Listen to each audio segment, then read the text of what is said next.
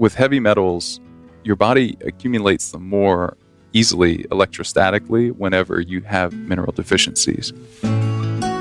Hey guys, I'm Barton Scott. This is the Lifestylist Podcast. Okay, friends, pull up a chair, sit back, and get ready for episode 402. This one's called Why Fixing Mineral Balance with Hair Testing and Nano Minerals is Priority Number 1 with Barton Scott. You can find the show notes, links, and written transcripts for this episode at lukestory.com/Barton, Barton. And while we're at it, I'd like to invite you to check out my blue blocking eyewear line where fashion meets science at gildedbylukestory.com. All right, let's get into today's show. Our guest, Barton Scott, is a biochemist, nutritionist, and researcher. And for the past 6 years, he's been the founder and product developer behind Upgraded Formulas. Now, I'm shocked by the fact that it's taken me 7 years to do a show dedicated to minerals and hair testing. So I'm really excited to share this episode with you today, and I want to let you know you can stay tuned for a part 2 in a few months when I have Barton back on to talk about the results of my latest hair mineral analysis test and how much improvement I can make before taking another one. So both of these episodes are a bit interactive. Here are some of the things we discuss in today's show. What first sparked Barton's interest in minerals specifically, the quantifiable differences between Upgraded Formulas, nano minerals, and other formulations. Barton also breaks down inorganic minerals in water, trace minerals, and electrolytes. The shortcomings of blood testing, and why, in his opinion, hair mineral analysis is superior for mineral and heavy metal testing. How to make sure the hair testing lab you choose is legit. And because I don't yet have my own test results, we spend some time going over my wife Allison's test as an example of what one might discover and how to improve your results. The relationship between minerals and metals in the body and why balance is more important than levels. The most dangerous heavy metal toxicities that you might not know you have and how you can use minerals to detoxify them. The dangers of calcification and how to choose between different forms of calcium. The little known but indisputable link between minerals, addiction, and ADHD. How you can use minerals to foster EMF resilience.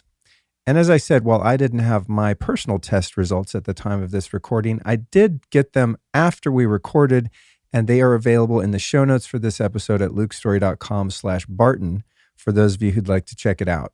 And I'm pretty sure that by the end of this episode, it's quite likely you're going to want to do a hair test yourself and get some of Barton's incredible mineral products as well. And by the way, his minerals, in my opinion, are the best I've ever found, and I'm a big fan. You can find both the test and the minerals at upgradedformulas.com, and you can use the code Luke for 15% off. All right, my friends, prepare yourself to learn all about minerals as the foundation of health with Barton Scott.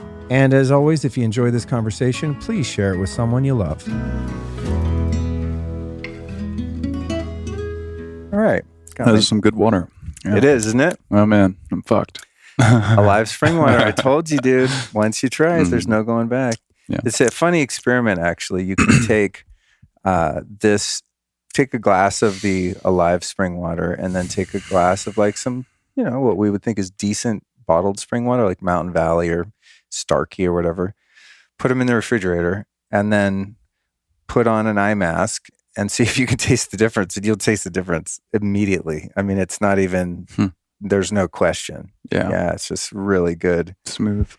And funny thing about it being smooth, and this might be a totally unplanned, but good place to start. I'm a water geek, right? And what I'm always looking for is spring water that's ideally coming through rocks that are really dense, hard rocks. So like a granite mountain versus, a limestone hill, right?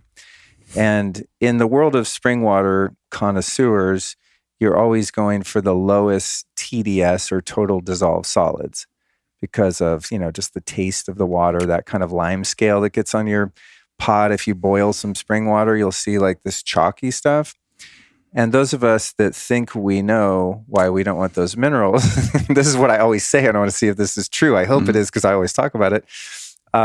If I'm getting, say, like a kind of what I would consider a swaggy spring water from low altitude, soft rocks, and it picks up tons of minerals like calcium, and I'm getting that chalky scale on something when I cook with that water, my thought has always been that those are inorganic minerals and are basically dissolved rocks that have not been metabolized by a plant or an animal in any way. And essentially, it's like eating very fine, very, very, very fine dust of a rock that your body doesn't have the capacity to use, which could lead to things like calcification, calcium deposits going in places where you don't want it, your joints and stuff like that. So we're going to get fully into minerals here, but what do you think of my thesis on why low mineral water is actually ideal for a daily drinking water? I think that's good. Yeah. That's about how I've thought about it as well, when naturally derived. So, yeah. Certainly the deposition in joints is something to think about. And if it's going to deposit that easily there, it's probably not as easily utilized as the portions that are in solution. So, got it. Yeah. Not 100% certain of that, but pretty sure, like reasonably very confident. Okay. So, that makes sense. So when we're talking about, I just did a solo show about water filtration and stuff, so it's all kind of top of my head. But obviously, I know you kind of share the perspective of ancestral health as the goal, right? So like, what can we do to reverse time, basically?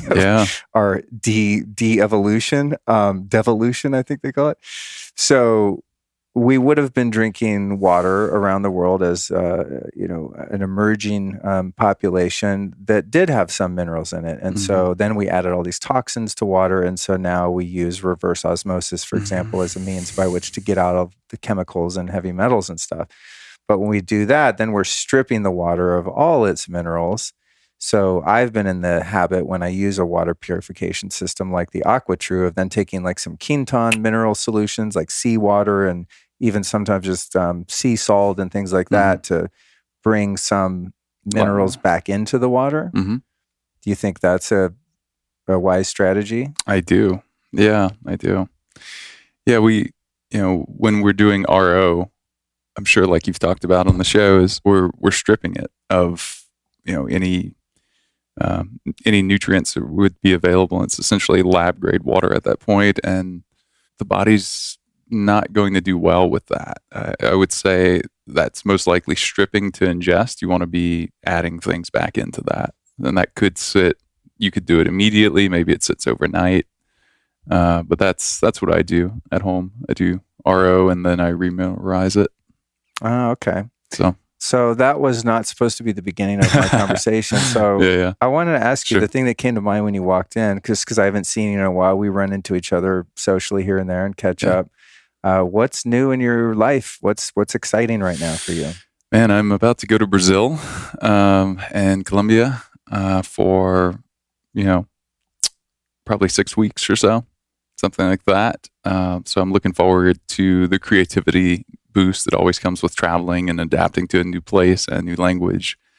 My Spanish is shaky. My Portuguese, I've been just learning it, a week ago. So a lot of challenges for sure. So that'll be fun. Meeting up with a few friends on the road. Haven't been out of the country for more than about 3 weeks at a time ever. So it'll be a good thing. And then I'll be coming back and maybe speaking at PaleoFX. And nice. We're going to have a booth there. So if anyone's there, they can swing by. That's awesome. I'm glad to hear that, because one of my favorite things about these conferences, and I'll probably plug my appearance at PaleoFX in the intro for this show. Yeah. But I love when I'm there and brands that I love and like the brains behind brands like you were there, and then listeners of the podcast come and I'll go hang out at the booth and they're like, oh, this is that thing you talked about, the minerals with that one guy. I'm like, this is the guy, so it's cool because listeners, I get to meet them, and also they get to meet so many of the different people that I interview, because anyone in the kind of physical health space is typically going to be presenting at these health conferences as well. Yeah. So Brazil, it's a great event too. It is. PaleoFX is awesome, and it's right down the street, 20 minutes from my house, which is good. 25. Congrats on your trip. Thanks. Brazil's one of my favorite places in the world. Incredible people there. Mm-hmm. Yeah, I've been to just Sao Paulo and Rio, mostly Rio. I think three or four times. Yeah. Are you single? I am. Okay, I would not recommend going to Brazil as a guy if you're not single. I mean, just people in general there are beautiful. Mm-hmm. I mean, in Rio, it's just, I don't know what they're eating down there, like what the mixture of different ethnicities is, but man, Brazilian people are just fantastic. Yeah. Yeah, it's a fun place. Hopefully I bring back a few of those secrets. Yeah. Yeah. It's probably like a lot of sun close to the equator. Mm-hmm. Yeah, that, yeah, that's got to be a lot of it. And just great DNA. That, and then we have a really good electrolyte product out now. Well, it's not out. Maybe by the time this airs, it will be, but it's, it's in the warehouse now at this point. So, nice. Cool. That's funny because that was one of my questions. Mm-hmm. So for those listening, you're gonna learn more about this. But you got a company called Upgraded Formulas, mm-hmm.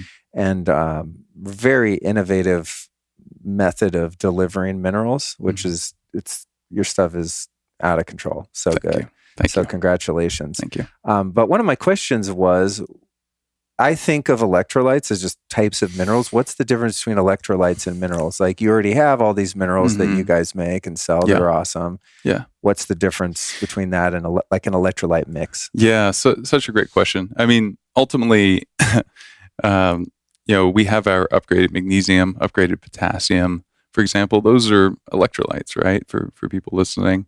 So you can take those by themselves. They're electrolytes. Add in some sea salt. You've got chloride and sodium, and you pretty much got it covered. Not too many people. There's very few people that we see when they do a hair analysis with us that need calcium. There are some, but it's pretty few in number because it's so ubiquitous in the diet. So electrolytes, they carry a charge. So it could be positive, could be negative. Not all minerals. Some are neutral. If you're bound in food, it's usually a neutral charge because there's other things happening in the food. So, yeah. Someone told me once that if you were to fill a bathtub with distilled water mm-hmm. and throw a plugged-in hairdryer in it, that the person would not be electrocuted because there's no minerals or electrolytes in the water. What do you think of that? Wow. Don't try this at home, kids. Yeah. I don't know if it was just to illustrate the point of like, this is what minerals and electrolytes do. They're conductive, or if that is actually true. I thought that was interesting. That most likely, at least in theory, would be true. To perfectly execute that, I don't know. But, because there could be, like, if you're in a metal tub or a ceramic tub, there could be mm-hmm. minerals lining it, right? It would have to be plastic or something. Like there couldn't non-conductive be one mineral in the whole thing, right? Yeah. But anyway, I think I just brought that up. That's a great sort of Newtonian or non-Newtonian. Yeah, it's a great question. I like that. Yeah. I mean, I think just, and we'll get into the nature of minerals, but I think most of us don't tend to think of them as like conductive elements, right? That mm-hmm. that's part of their mechanism of action. I've been into energetic healing technologies for many years, especially those that are supportive for EMF exposure. And there are a lot of so-called quantum products on the market, and I've tried just about any one I've ever heard of, but few of them have had any noticeable effect. However, there is one product line that's passed my test and become part of my arsenal, and it's called Leela Quantum Tech. Leela Quantum has developed a groundbreaking technology to increase your energy level, become more stress resistant, and also helps to support your whole family, pets, and garden with pure quantum energy. The Leela Quantum products have been certified and studied by various third-party institutes and doctors, and these studies have found significant improvements in people's blood, cellular voltage, allergy reduction, and heart rate variability. But my favorite benefit of all is that the Leela Quantum products help neutralize harmful frequencies, including any EMF like 4G, 5G, microwaves, and Wi-Fi. In fact, I have the Leela Quantum block in my kitchen where I charge my food, drinks, and supplements, as well as the Infinity block in my living room and here in the studio for a huge energetic upgrade. Leela Quantum Tech is a truly conscious business that wants to do good in the world and even plants a tree for every order. So if you want to get on board, you can get 10% off your first order by visiting leelaq.com and using the discount code 10Luke. That's LEELAQ.com. And the new customer discount code is 10Luke. All right, so let's get into it. Out of all the things that, experts in the health space get into, which, some people are a hormone person, the other person's into detoxing, et cetera. Everyone's got their specialty. And I think minerals are something that we sort of discount because it's like, oh yeah, you got to get your vitamins and minerals. It's just like fruits and vegetables. Yeah, that kind of thing, right?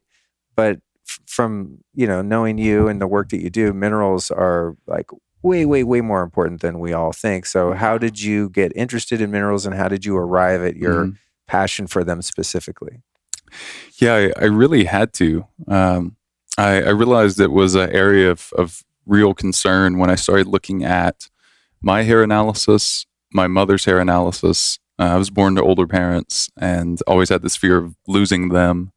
We were close as a family growing up, and I had two sisters that were older, and but there was a big gap. So it was kind of me and my parents grew up in the, picture the middle of nowhere, picture the middle of that, and you're on there a good start. And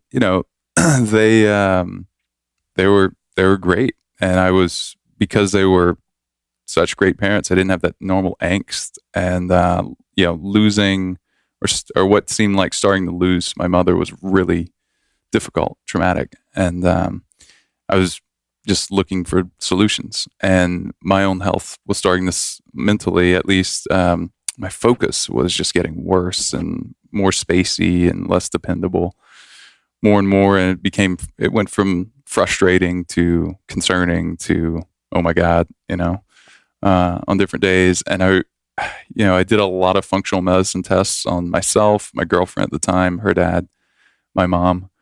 And what we found was the most interesting test that seemed to be the most actionable was this hair analysis. And luckily had an incredible consultation with this guy that's now retired, and learned a ton from him.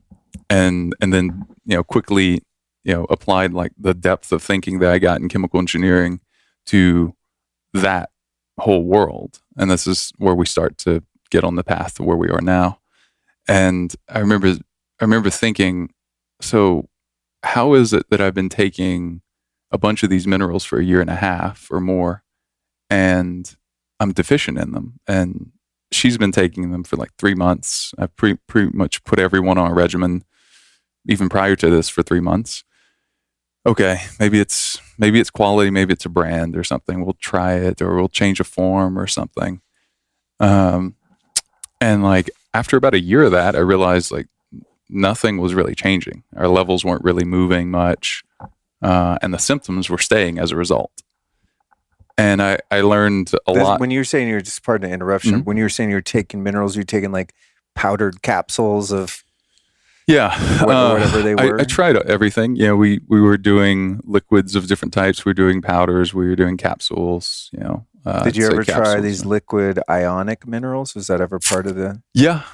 We were trying some of those. We're doing different drops and trace minerals as well, and different things like that. And still, your test came out with you guys being deficient. Wasn't finding a lot of improvement from anything at the time, at least. And I thought, well, there's a real problem here, and it seems like across n equals like 4.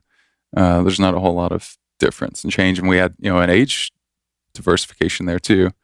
But I was thinking, just what I got trained in school, so that main lens was that, and that was absorption and the thermodynamics of it and the physics of it, the chemistry of it, and then how to take all that sort of theoretical knowledge and do something really practical with it, which is, here you go, Luke. Here's your first project. You have to take this industrial project and make it, vastly more effective as an end product. And maybe it's a huge distillation tower. Maybe it has some nanotechnology equipment attached to it. Maybe it's Maybe the end product is an ethanol byproduct, something like that. So yeah, that's where I started thinking about this and noticing, oh, this is a real issue. And wow, also a couple things immediately. Going to need a solution to this. Seems like one isn't readily available, unless I'm totally missing something. And then, yeah, from there it was just, okay, she's getting worse. I'm not getting any better, and just being really clear on, if you're not healthy, you're not going to have the energy to pursue your goals, and having big plans for life and going, going to need the energy. And I'd been supplementing since I was 12 or 13 because, among other sports, I wrestled, and you can't just eat anything, right? You have to make weight. You have to make weight. So I think probably by the time I was in second or third grade, I realized, oh, can't eat the Snickers bar and then perform well at practice. Like, doesn't work, and like, wow, I felt terrible, So and that was pretty unheard of in the late 90s to say something like that and go, oh, food. And, I felt pretty off, like non-optimal. So some of these things became pretty intuitive. And I think because of that sport in particular, I had this really tight feedback loop where I could eat something, and have a felt sense of, oh, I feel great, or, oh, I don't feel great. So that I had that aspect. I had the experience. I had about 10 years of supplementing and trying different things, a lot of guinea pig stuff and reading stuff. And then got into working out and kind of a slight bodybuilding phase. Not really, nothing like competing or anything, but all of this led to nutrient deficiencies, like sweating that much at practice, football too, all these different things. And then the worst mistake I ever made was going on Vyvanse in college, just optionally. What is that? It's chemically similar to Adderall. Okay. Which is chemically similar to meth, essentially. Yeah, I've heard.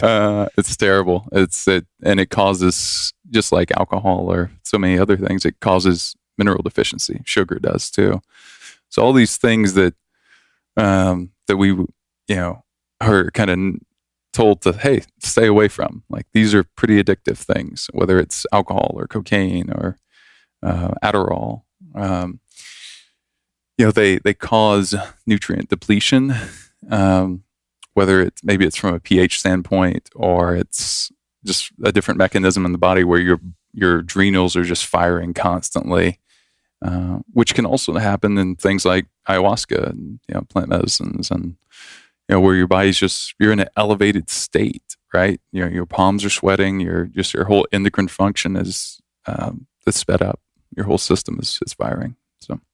What's a chemical engineer do? And if that's what you were educated in, if you hadn't got into helping people by creating these supplements, would other job options be like making weird chemicals for DuPont that give babies cancer in Arkansas because it gets in the water or something? Yeah. I know what, I'm kind of joking, but what's the spectrum of like good versus evil of a chemical engineer? What can it be used for as a career? I think this is what the good side looks like, and then the negative side looks really similar to what you just said, which is, hey, what happens when we tack on another chain of carbons and OH groups or something to this particular molecule? How do we make this either cheaper or more ubiquitous or something? A higher, cleaner output, where you're really given a process and your goal is to improve it from an efficiency standpoint, from a cost standpoint, or from both, using whatever technology is available.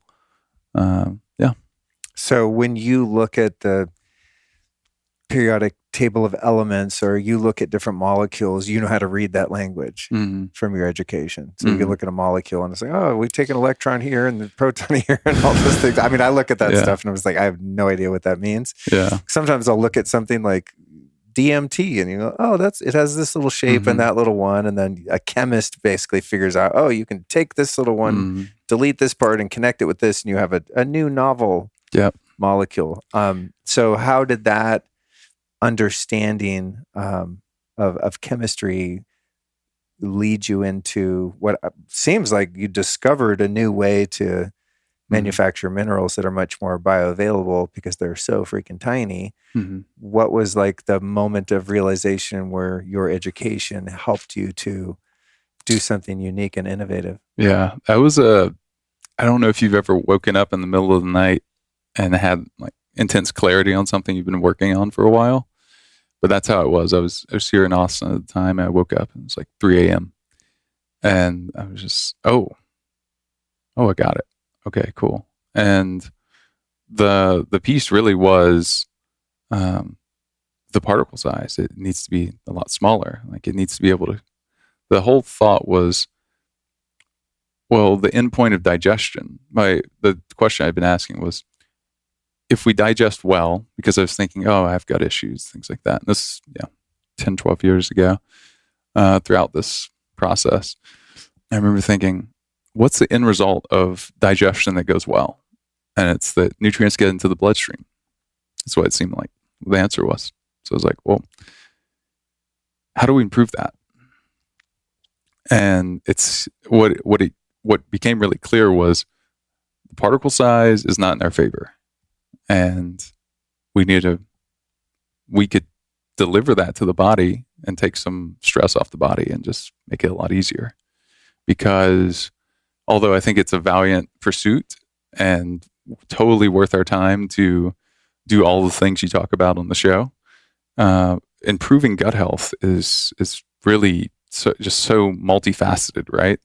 And although we should continually be working towards that, the soil's depleted. We have just so much that we're up against that if we could improve that even a little bit, I realized it would make a tremendous difference. So in terms of the size, because I wish I had like a whiteboard here. We could do some drawings, but let's just say for those listening that aren't even seeing the video, okay, let's say I have a basketball and that's the size of a human cell where we're trying to get nutrients into and get metabolic waste out of, right?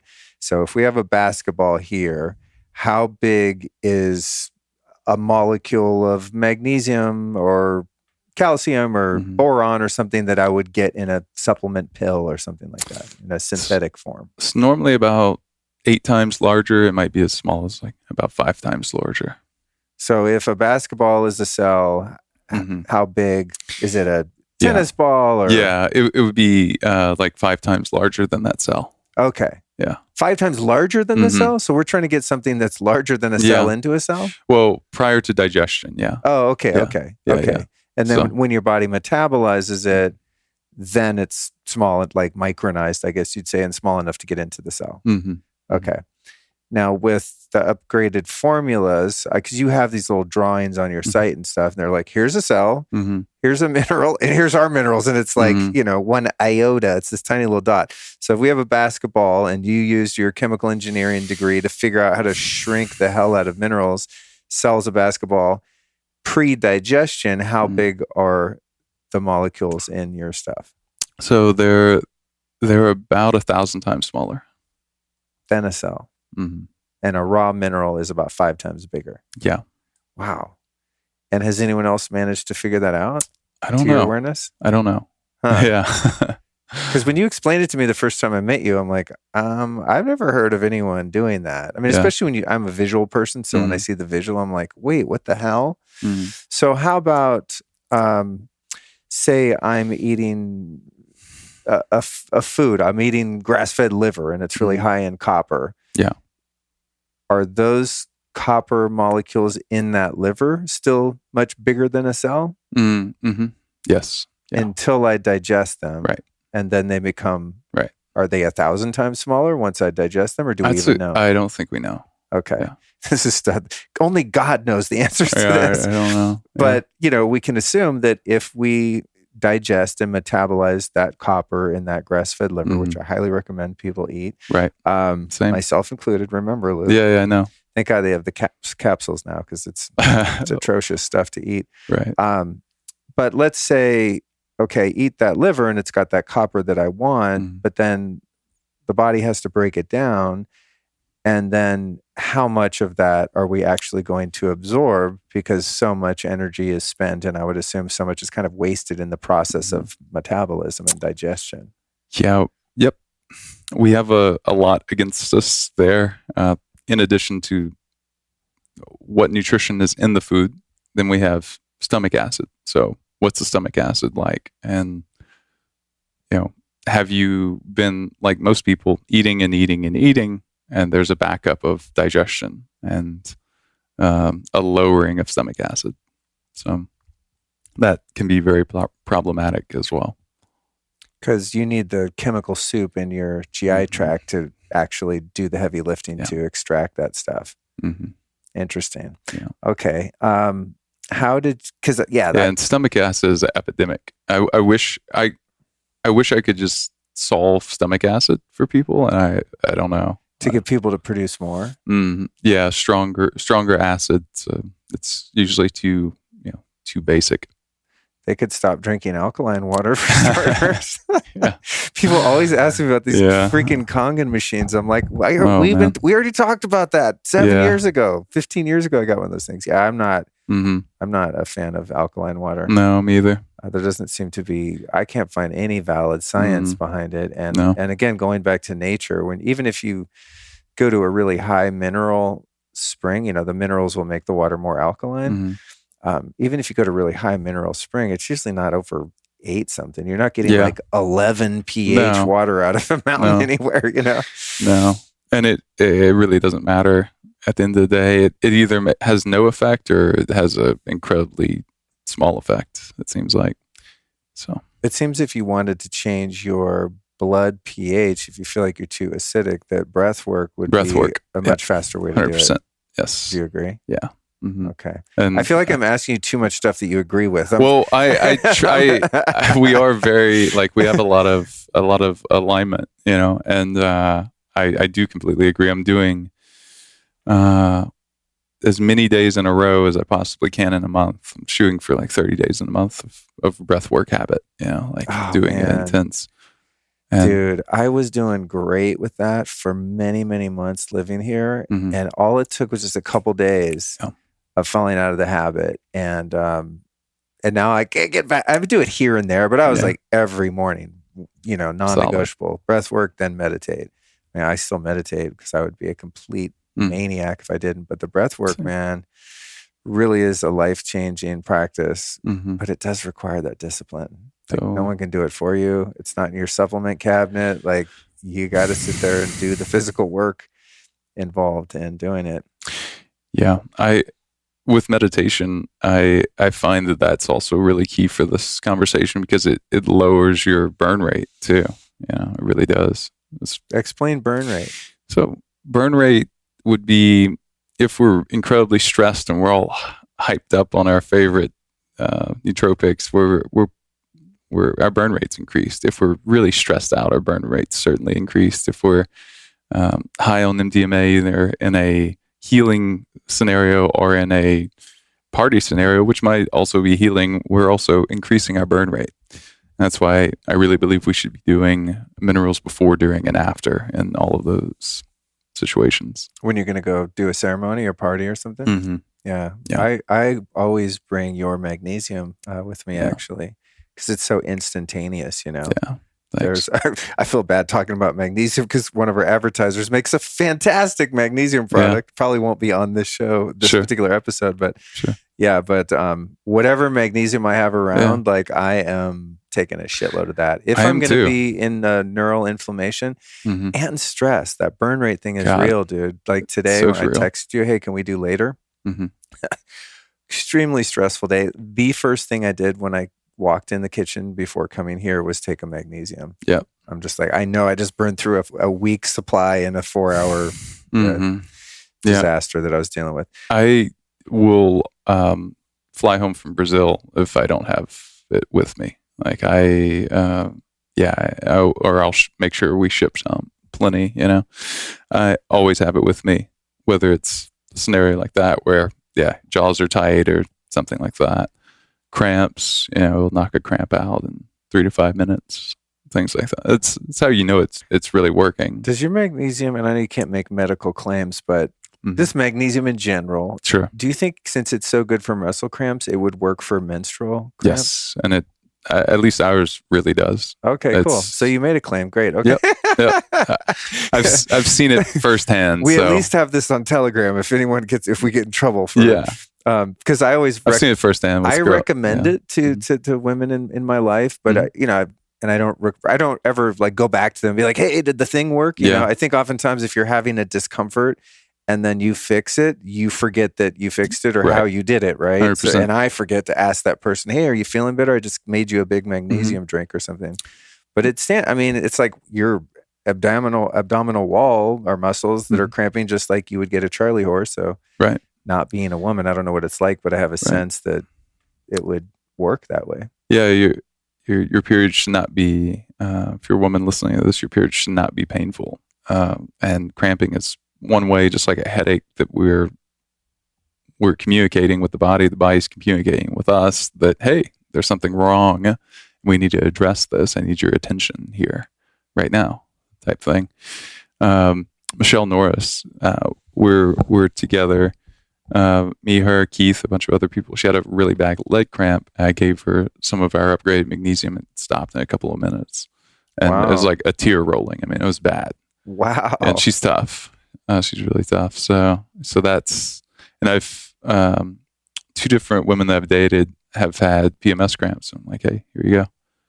Like, a lot of women, they've suffered with it for so long that they won't even like say anything unless you're like really perceptive. You're like, hey, you doing okay? What's wrong? And so it definitely makes a difference. And if you can absorb it really well and quickly, then it's really going to help. So I feel that way. I mean, it's very much an emergency sort of supplement that people can be temporarily low in too. So I've induced deficiencies just from doing a really heavy workout, like what we've done at ARX and stuff together, stuff like that. Pushing super hard. Oh, wake up in the middle of the night, man.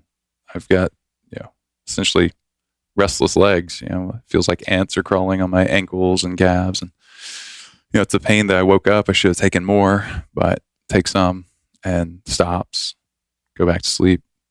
I'm able to catch up on my sleep. Maybe I sleep an extra hour than I would have, but my day is not ruined, which it really, I mean, no question it would have been. And I remember thinking when that happened, I was like, wow, this is scary. And I helped solve that for my dad with the supplement. I remember, because he's almost 80 now, he's in good health, but I remember telling him, like, hey, you like this medication, you didn't always need this medication, you didn't always have this issue. Think about how, in terms of a level or a bar graph, it's as if that just got lower and it went beyond the threshold, and now you have this symptom that is letting you know, thankfully, in this area that's less important than your heart. For example, if the heart can't relax, we start to get into some really dangerous areas. And if someone has a heart attack, what do? Well, they rush you in intravenous magnesium. Really? Mm-hmm. Oh shit! I didn't calms know the that. heart. Yeah. Oh yeah, the heart's a muscle, dude. Yeah, I know, right? And it's that's crazy. Yeah. So with everything that we can take exogenously now, all these different great supplements and things like that, I still find myself thinking, well, like, what if you just want to be natural? Like a natural person doesn't need to do anything. You're just automatically healthy. And then I kind of go back, and it seems like a lot of this, I think you even mentioned soil. I think a lot of it seems to have to do with the fact that due to really ignorant farming practices and just having a lack of foresight into the consequences of humans' actions, that we've wrecked the soil and depleted it of nutrients to the point where we have to then put all these fake nutrients in to get it to grow. And so the animals you eat or the plants you eat aren't as mineral rich as they once were. Is there any truth to that? I mean, has anyone documented that? Like, hey, in 1922, the soil had this much copper and manganese or whatever. Now it has less. I mean, is this a real thing? Yeah, in 1940, we had somewhere between 60 and 80% more. I'm sorry, 60 or 80 years ago, so not 1940, is when the study was. There was, between then to now, there's a reduction of approximately 40% less nutrients. Now, I forget where that soil study was done and what region it was, but I think that's a good sort of thing to have in the mind. And you can taste that. You know, I was up in Oaxaca, in the mountains of Oaxaca, and I ate a banana.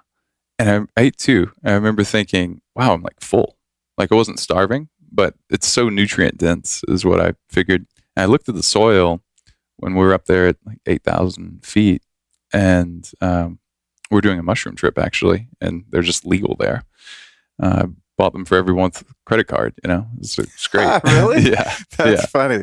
Yeah. And the soil, but the soil was reddish purple. And I remember thinking, all right, the mushrooms have, you know, not kicked in yet. And I'm just looking at the soil and it's like, this is reddish purple. I wish I tried to take a picture and it's like, it's not coming out. The light, there's not enough light, but it was so nutrient dense. It looked like a different planet.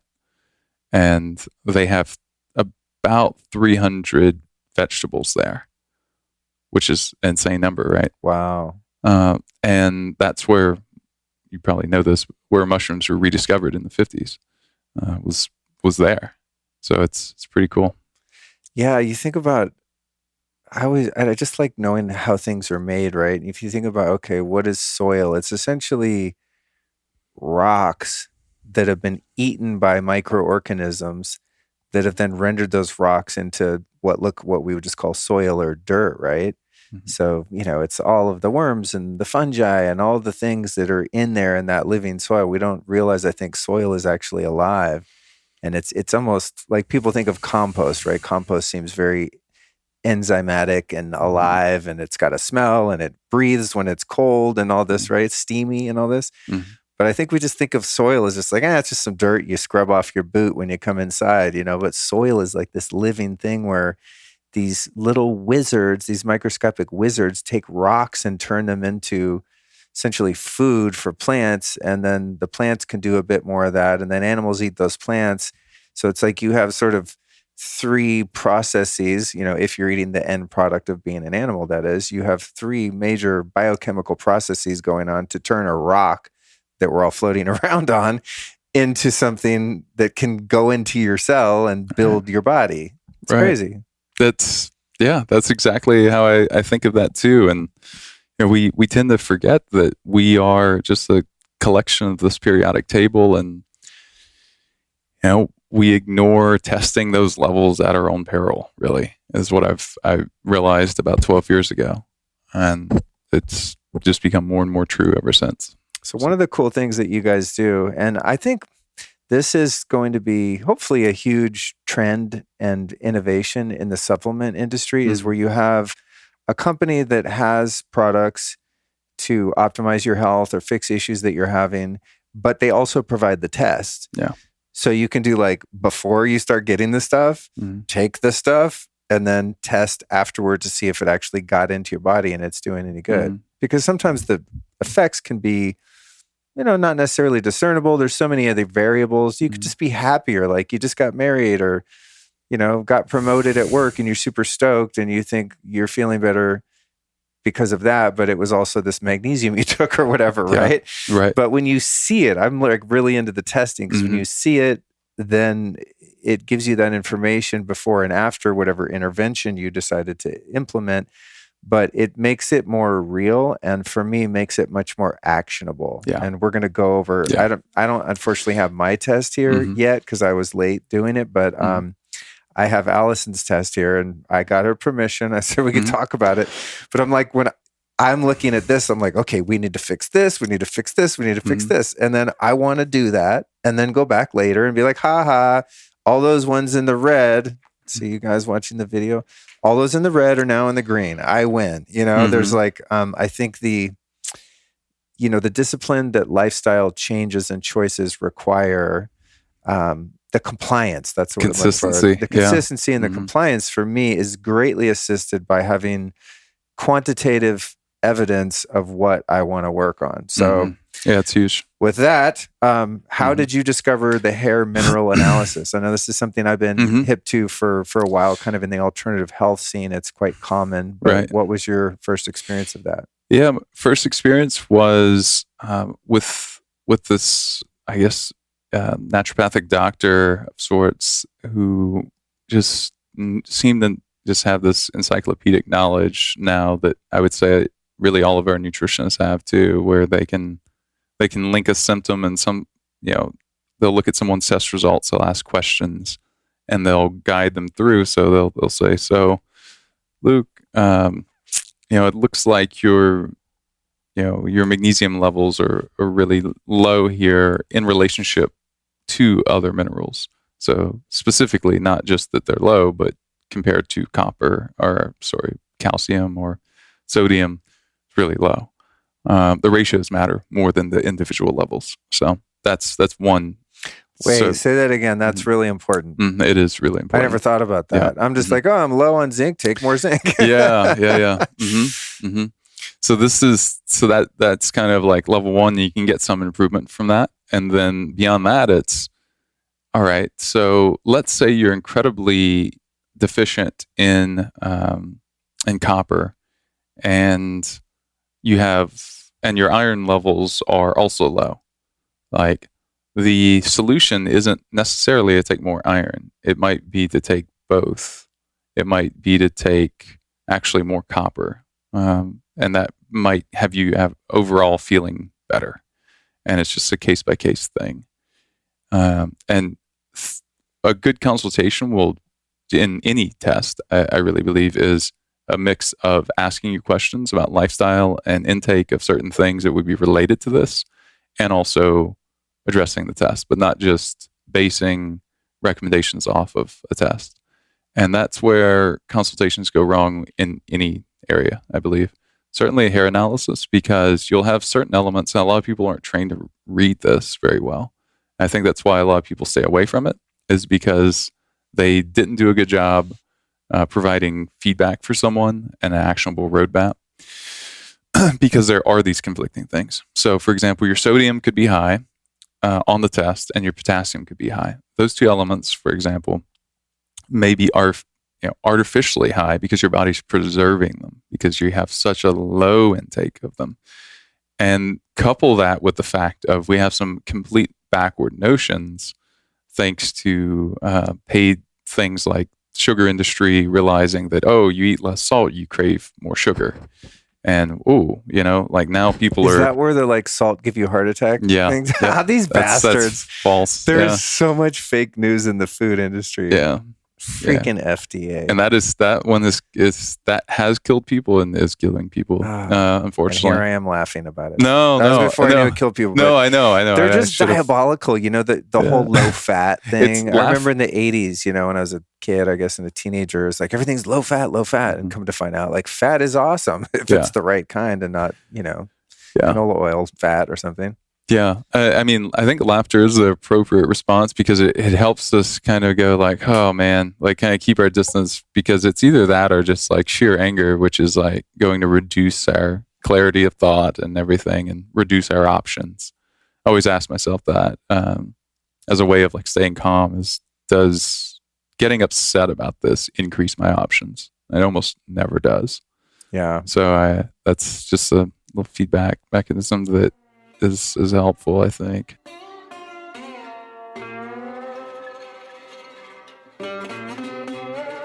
I probably don't have to tell you this, but there's a lot of confusion about air purifiers. And I've tried a bunch of them over the years, and it's been really tough to weed through the hype to find the best. And I gotta say, my current favorite is by far the Air Doctor. They use an ultra HEPA filter that's been independently tested to remove 99.99% of tested bacteria and viruses, plus other nasties like pollen, dust, and smoke. It also captures particles and chemicals, including a wide range of pollutants like gases and formaldehyde. I also love how quiet they are. In fact, 30% lower noise level than other companies. And the Air Doctor filters also have something called auto mode, which is a feature that uses a laser sensor to detect air quality and automatically adjust to the correct filtration level, as well as a clean filter notification, which takes the guesswork out of maintenance. So it's kind of a one or done thing here. Plus, they did something really smart with the dim mode, which turns off all of the indicator lights so it doesn't blast you with a blue light at night. I was really stoked to find that feature. And if you're wondering why I'm so hyped on this, I got to tell you, air filtration is incredibly important because indoor air can be 2 to 5 or even up to 100 times more polluted than outdoor air, according to EPA research. And sadly, we Americans at least spend 90% of our time indoors. Well, hopefully, if you listen to this podcast, you are inside much less, but you still deserve clean air inside all of the time, especially when you sleep. So visit airdoctorpro.com/Luke right now, and you can save up to $300 on any of their 3 size units. That's airdoctorpro.com/Luke. Check it out.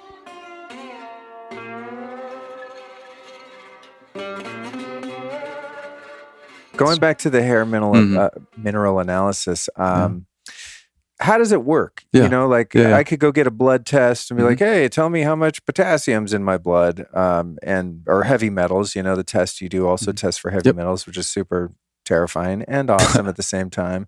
What's different about the hair? Do these I mean, I guess heavy metals are technically minerals too, right? Yeah, they're elements. just elements, right? So we just delineate them by these are good for you, these are bad for you, kind of. Sure. But you know, do they get you know, like stuck in your hair? And I know, like when you do your hair test, you cut it very close to not you, but the person getting their own hair cuts it very close to the scalp. I'm assuming to get the latest kind of reading. Sure. So give us the breakdown on hair mineral. God, I can't say that word. Mineral analysis. Today's show is about minerals, and I can't say minerals. No, that's a great sort of, you know, starting point, really. So, and for people listening, if you shave your head, then you can take care from other areas on your body. Ideally, underarm or pubic would be the next best options. I'm glad I don't work in the lab where you open those envelopes. Yeah. They're like, oh, this one's checked pubic. Oh, great. Can't wait to open this one. You know? Joe, it's your turn. Yeah, it's suddenly lunch break. You know? Oh man, that's great. So, yeah, the way it works is you want to have it close to the scalp because that's the freshest data, right? So if, you know, and you can do this like tomorrow, actually, I'm going to go have a haircut, and I'll have the woman I go to, she knows the deal. She's going to take a sample for me. And I have some ideas about future plans with that too for the company, but we're constantly looking at ways to make this easier for people. Dude, you could have like designated, you know, barbershops or I like it. So I'm gonna drop scissors and scotch. This little chain, you know, like a men's barbershop where I go over here in town. Yeah, that's a great. I might have a conversation with them. Cool. So the way we look at it is, you know, we take that 1.5 inch or less closest to the scalp. So if your hair is at 1/4 inch long, fine. You know, it's even more recent. And it takes something like 6 to 8 weeks for the average person to grow about 1 inch of hair. So that's about how much data as an average you have. The cool thing is that compared to blood, you have about 1,000 times more data per element tested, because you're taking this huge statistical average. So it's like surveying 1,000 people versus 10 people, you know, or one person. The interesting thing to just compare it against blood, I will say, if you're a practitioner listening to this, you can add this to your protocol of things, and it gives you, at the very least, inarguably, an extra data point, an extra viewpoint or perspective from which to, you know, question what someone needs more of, right? So if you're doing, you know, a full blood panel, great, you know, but the problem with blood, and this is not my opinion, just think about this with me logically. Your blood is obviously you on your best behavior. It is you, your blood is like you as a little kid going to the principal's office. It's like, oh, you know, like it's getting ready. It's It's you on your best behavior. I mean, and why is that? Well, your blood has to be, the pH is about 7.36 or so. And if it's straight, whenever it strays from that, we die for very much, right? So if someone had a night of heavy drinking, their blood pH is off, or stress, it can change it. If they did breath work, they probably just improved it really quickly, radically. And there's just a number of these fluctuations, but it changes quickly, and it pulls from things like bone marrow and tissue. So when you do that, you start. Your blood does. Yeah. Okay. Yeah, your body will pull to maintain a homeostasis throughout that blood because it's delivering nutrients, and it's that vitally important. Hence the phrase lifeblood, right? So understanding that, I would just ask, do you think that's the best place logically to sample from? And what I've really come to believe after doing this for years is that we could spot a deficiency years ahead of time, maybe as much as a decade ahead of time in hair before we'd see it in blood, because it takes so long. I mean, if you're showing a deficiency in blood, it's been there for years for sure for that reason. So that's something to think about. That's super interesting. Yeah. So because your body's always trying to achieve homeostasis, Mm-hmm. and you said your blood's like number one job is to do that, right? Mm-hmm. So it's going to be pulling elements that it needs from throughout your body. That's really, really interesting. Yeah. How does that mechanism of action correlate to heavy metals? I remember years ago, I got a blood test and it was crazy high in lead. Mm-hmm. Yet they say, oh, lead just gets stored in your bones, and things like that. Are you going to show more heavy metals, or I'm sorry, fewer heavy metals in your blood typically than you would in a hair test because your body is sequestering them in fat cells and kind of hiding those metals to get them out of your system? Yes. In fact, there's a study to show that after 32 days after following a acute lead exposure, the lead was not detectable in the blood. So the body sequestered it because brutal. Yeah, and it showed in hair. So it's there. If you see it somewhere, then it's in the body, right? But the idea is, I know EPA, for example, has used hair to determine if an area had exposure to heavy metals. So that's another thing. And I think that really the reason why this is not popular is because the natural solution that's logical following a hair analysis is like, it's complex. I remember talking to Dr. Pompa, and he's like, I think our platinum docs will like this, like the training. We have a course now for practitioners. I saw that. You have an online course. Yeah, we have and anyone can do it and take it. But he said, I think the reason why it didn't work is just it's complicated. It's complex. And I think part of me thinks that's why it wasn't taught in med school. But the other part I just dove into it because I had an affinity for chemistry, and I was already like, I've learned everything that's hard about chemistry that's taught in school. And so I'm not afraid of the depth of it. So, and in fact, I'm incredibly interested by it. So I came from that perspective. But the other part of me thinks that, well, that's what I was saying earlier, the natural path from that is not medicine, or let me rephrase, medication. The natural path is elements, supplements, which are not, you can't patent and have a deal on. So right. So if you know what I mean. Yeah. So in med school, you're not learning the hair mineral analysis because you can't prescribe Prozac or statin or whatever to fix what you're finding on that graph and the result. Yeah. That's interesting. Yeah. And the funny thing is, most shit that they would give you would actually make your chart worse. You know what I mean? You come back and hair test again and be like, what? I'm actually more toxic or more depleted. Yeah. And going to speak to what you're saying about heavy metals, when your body is, let's say, in a state where you're taking in some of these toxic medications, your body's having to really detox from those. That was the case with my mother and what she was doing. I noticed more medication led to surgery, led to removing thymus gland, led to more medication, led to, wow, the health is really crashing now. And that's the path for a lot of people. And then passing away, and that is, that's, anyway, that different topic. But the with heavy metals, your body accumulates them more easily electrostatically whenever you have mineral deficiencies. Oh, yeah, damn! And that's the light bulb moment right there for me. That's heavy. Wow. Yeah, I've been obsessed with minerals lately. I've been listening to Matt Blackburn's podcast because he's interviewed this guy Morley Robbins, I think like 10 times or something. And this guy like geeks out so hard. He's really into iron overload, fixing iron overload, and this whole perspective that we have iron kind of wrong in the medical way of thinking, and then that we're copper deficient. So I've been really obsessing on all this stuff.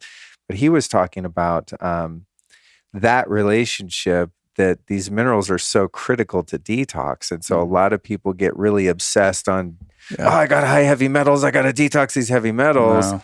When like what would make you, or at least I think radically assist your ability to detox metals, is put their counterparts of the minerals that are healthy, because they're all minerals, right? Is getting more of those and fixing the deficiencies. Damn, that's interesting. Yep, that's the huge that's the exploding skull emoji. yes. All right, so and to that point, so with iron and copper, for example, a lot of people, and this is something that's also making people either really sick or in some cases I would say killing people, is that they are actually low in copper, but they're also low in iron, or it just looks like they're low in iron. And then they are told that they need to take, or maybe they're higher in iron and they're low in copper, and that's copper anemia, right? But a blood test, anyone that I've seen is, they're not going to be measuring copper.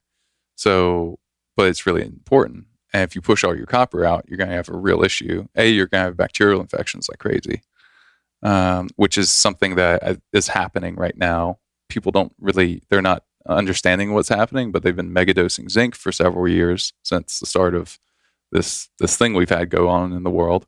And because of that, zinc's been like a lot of people's favorite thing, one of their favorite things. That's imbalanced copper. Now their copper's low. They're not testing copper. They go in, they see their iron's low, and then they start supplementing iron. That pushes copper out even more. Oh, brutal. Yeah. From what I'm learning, man, copper is super important. Yeah. And that we're incredibly deficient. And I think, did I send you the podcast? I think it was a MitoLife one about copper toxicity is a myth. Is that the one that I sent you a couple days ago? No, you didn't send me that one. All right, I'm going to send that to you. Yeah. It's crazy, dude. The benefits of copper and the whole thing, like the scams you were talking about. There was this whole kind of anti-copper scam that's not grounded in any kind of science at all, and that we need copper. We're missing a huge piece. It's good for creativity. It's good for, it's synonymous like with estrogen in the body, which both men and women need, in balanced levels in relationship to the other hormones. So it will make you more creative. If you have too much of it, though, you'll be sort of ungrounded in your creativity. So you'll start a lot of things, but finish not that many.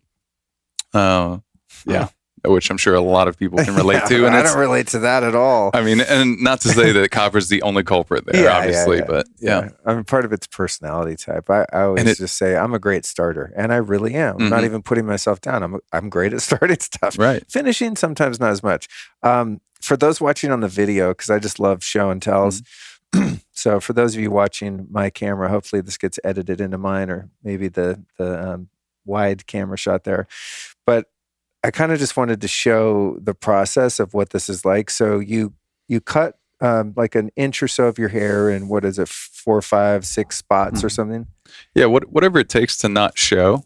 Right. So that's the reason why, like, having your barber or your hairdresser, do this is probably a good idea, or someone, not you. I've done it myself, but my hair is fairly thick, particularly in back. So, but I'll still do it in multiple places. Like you might do 3 dots on the back of the side, on one side in the back, and then 3 more dots, and you're only taking a a little bit of hair total, but you want to be able to essentially take one. I think the kit says 2 tablespoons, but you want to be able to take 1 tablespoon and fill it up, so that we can test multiple times and ensure Right. utmost accuracy. So you're cutting that hair, you're putting it in this little Sounds like a lot, but it's really not.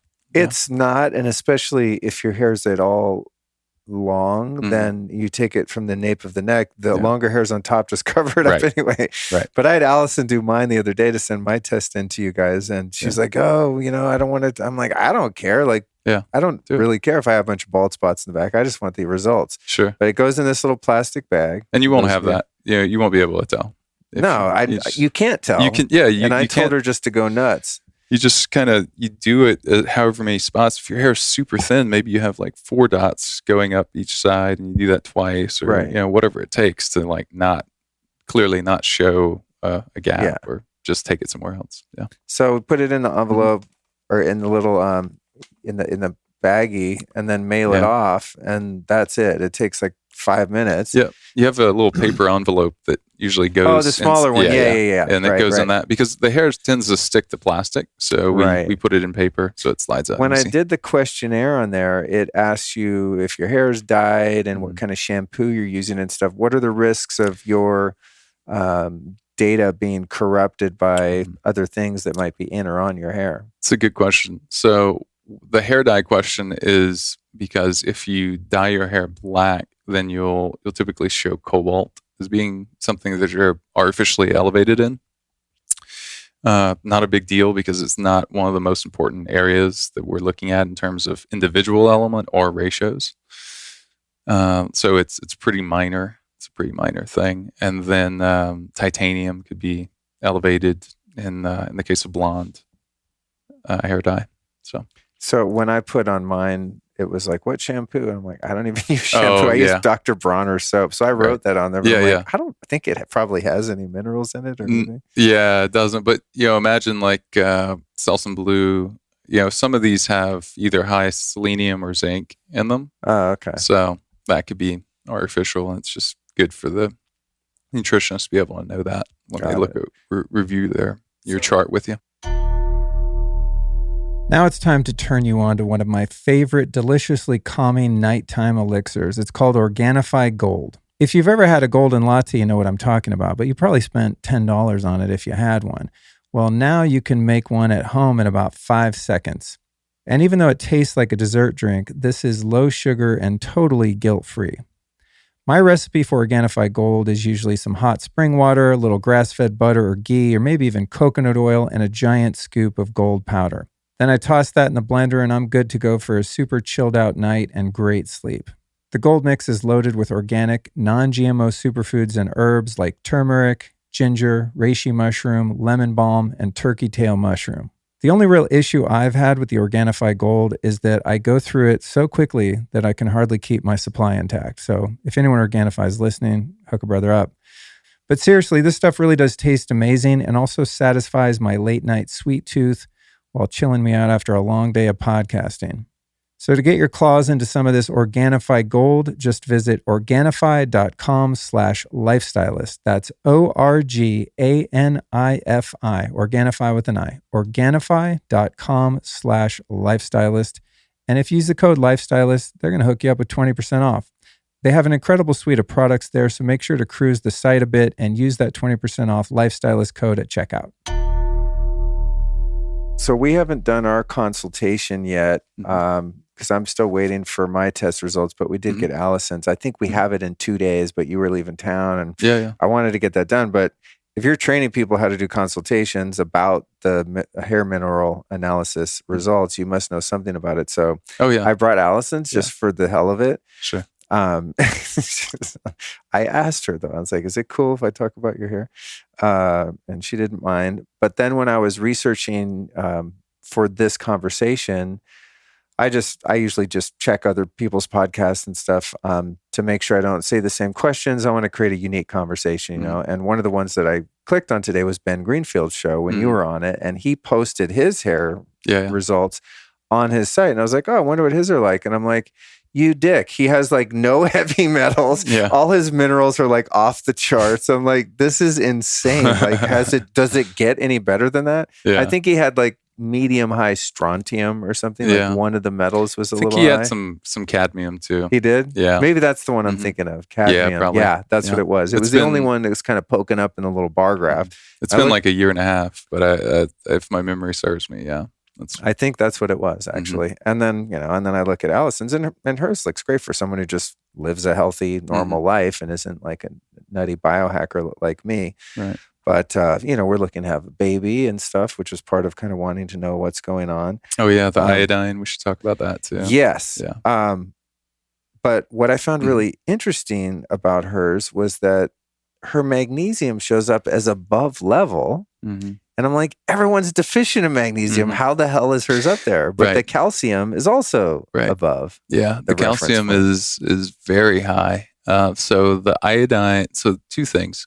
So the magnesium being high, this is an example of... and those listening, you know what? So this isn't annoying for you just on audio. I'll put this in the show notes at lukestory.com/Barton.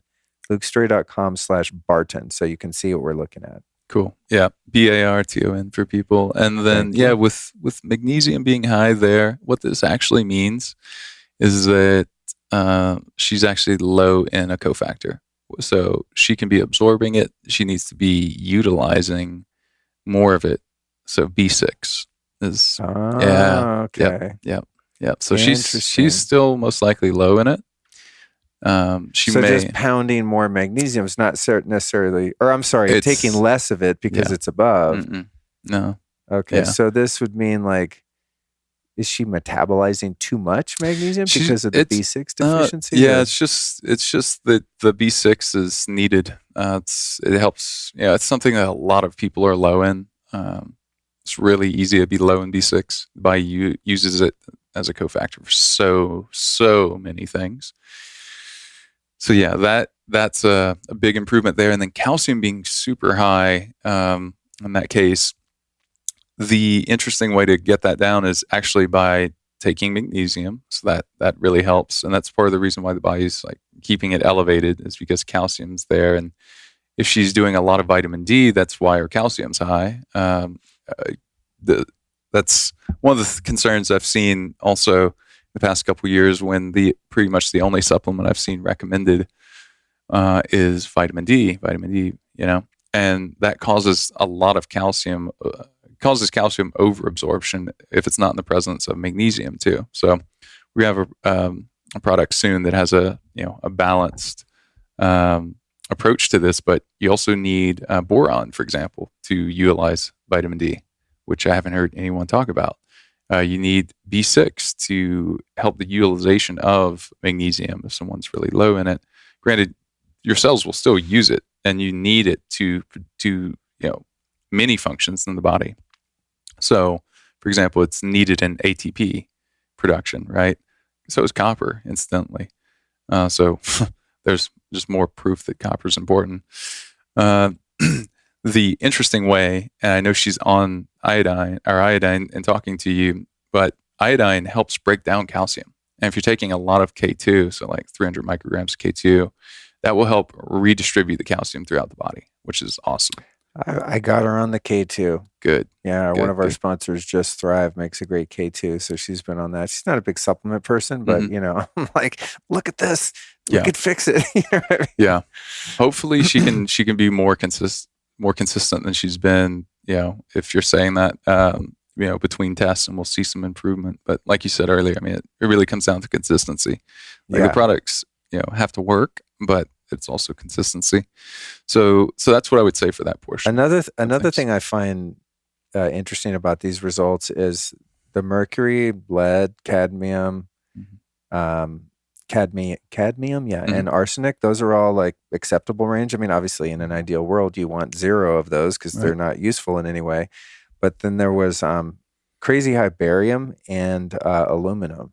Do you find that many people are high in aluminum? I have theories about where it could be coming from. And I'm just curious, is that... It's very common. It is? Pretty universal? Now, would any of these minerals here help to counteract the aluminum? iodine with fluoride, for example, that kind of.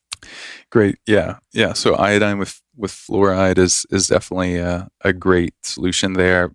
Also, though, you want to take iodine if you're taking it like a liquid like ours to make sure that you actually do take it in the presence of like RO water or something that doesn't have fluoride in it.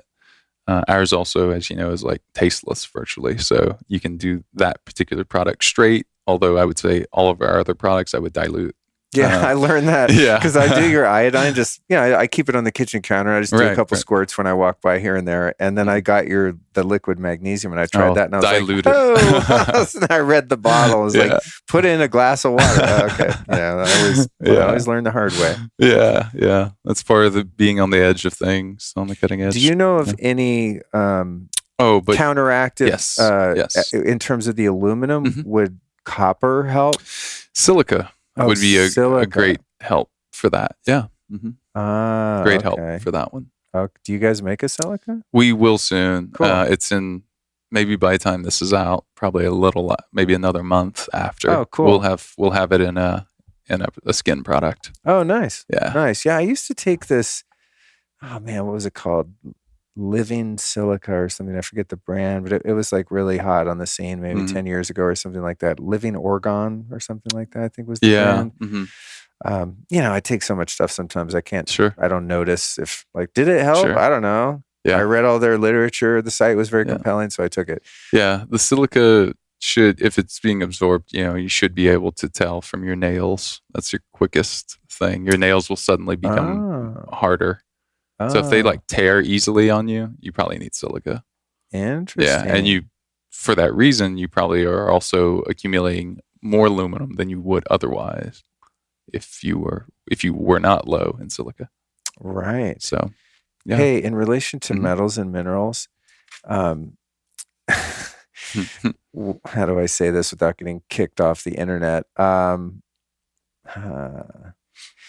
There were videos going around early on in the pandemic wherein people that had chosen to give themselves certain injections were becoming magnetic at the site of the injection. Like you take a little refrigerant magnet and it would stick on your arm. Wow. And I thought one of 10,000 reasons why I'm never going near that particular quote unquote medication. But then I did a test on myself and I had obviously not participated in that. I took a magnet off my refrigerator and it sticks to my freaking sternum, bro. Yeah. And then another person that I know, it stuck to them on multiple places, like on their arms and chest. And I think, was it even like their leg or something? I'm like, what the hell is happening here? Is this some nanobots from chemtrails getting in us? Or I'm like, start thinking of worst case scenario. But just based on kind of looking at this chart of elements, can you think of any reason why a magnet would stick to a freaking human body, except for people that have put that thing in their body? Yeah. The idea would be, so there's certain enzyme. Let's back up a step. So minerals activate all the enzymatic pathways in the body, right? So if we're pumped full of vitamins and we don't have minerals, those enzyme pathways don't they're useless because you need minerals to activate. But heavy metals, to a lesser extent, certain heavy metals will activate certain mineral pathways. Certain pathways are intended for minerals. So to a lesser extent. So ultimately, short term, the body's thinking you have to survive today. So in its innate intelligence, it'll use heavy metals to activate an enzyme pathway. Now, and if you're low in minerals at the same time, like we talked about, all of that, keeping that in mind. So you could end up with, for example, cadmium in your bones, and then that magnet's going to stick. Sternum, there might be some heavy metals, Oh, in the bones. Yeah. See, I immediately was thinking it's in the blood. Yeah. But you're so close to that bone right here. Yeah. That sucks. I don't like that. Maybe. That could be it. No, that's that makes a pretty sense, good though. theory. Yeah. I texted quite a few geniuses that have been on my show and stuff that I'm friendly with. And I was like, what is happening? Yeah. One person. It's the only thing that makes sense to me. One person because I know for a fact that happens. Like you get heavy metals in bones, and that's why you get brittle bones later in life. Right. Hence the blood pulling, lifeblood everything we said earlier. Yeah. I threw that inquiry out to a couple of people, and someone came back with if your red blood cells, if you have iron overload essentially, and your red blood cells aren't carrying as much or enough oxygen, that cell is going to be chock full of iron. Yep. That's true too. And I thought that might explain why on the skin, where there's not there's some depth to where the bone is, Right. like maybe it's sticking to iron in your blood. Like you have so much freaking iron. Very possible. You're like a walking metal pylon or whatever. Yeah. Hematochromatosis, right? Yeah. So that's very common for men, especially if you're eating a lot of red meat. I've, recently been in that range. So I went and, I give blood twice a year, sometimes 3 times. But twice is usually a pretty good number for people. Again, test, don't guess. Be testing your levels. You don't want to be low in iron and then giving blood. It's better. But, because men are not bleeding each month like women that are in that stage of life where they're having a period, then they're much more likely to be susceptible to something like this. So this is what trips me out about the Morley Robbins work and all the stuff he does about iron overload. Since women... I will say that, iron overload in your blood vessels will age you faster from a skin perspective, but also just in this, we have conditions like, just all these different blood vessel conditions that we have different names for. And I think a lot of it comes down to, do you have excess metals that are, scraping it, essentially, damaging it? Wow. Yeah, with his stuff, and again, I'm not expert on it yet. I'll reach out to him and see if I can get an interview. But he was talking about how blood testing for your iron and ferritin and all this is basically fake news, because the iron that you should be concerned about is the iron that gets sequestered into your tissues, and that your tissues will lock up excess iron and lead to all of this cascade of other problems there. But what that's true. Iron will deposit in joints too, just like calcium. Oh, wow. Yeah. So you literally have like rust, and then it oxidizes, right? So you literally have rust inside your body. Yeah. Oh man, God, being in a human meat suit comes with so many challenges. Right. It's a wonder that we're alive at all, really. But what's that? Now that I'm thinking about that Theodore Roosevelt quote, I'd rather burn out than rust out, or something. Yeah. Wow, that's interesting. Yeah, something like that. Yeah. The other thing with too much iron that I think is crazy is that women are very susceptible to iron overload, even though, for those that are of age, are menstruating every month. I'm like, because I give blood a couple times a year just because I'm a good person. Yeah. But yeah, to get, just offload that excess iron, it's kind of a transfusion. It just made sense to me to just make your body make more red blood cells and just produce more of it, just kind of it's almost like a little fast or something, just activating a mechanism of action in your body. But it seems weird to me, especially with women that have heavier periods. Like, if they're losing that much blood every month, how the hell could they still have too much iron? I think that's, maybe the copper deficiency and some of these other things have something to do with that too. Right, because it's not just the individual level that's important. More than anything, it's the ratios. Yeah. Right. Okay. Yeah. Selfishly going back to this test. Sure. And I could be using anyone's. It's one that I have in front of me here. Sure. But the high aluminum, I was like, oh, whoa, dang. So silica. Then silica for that.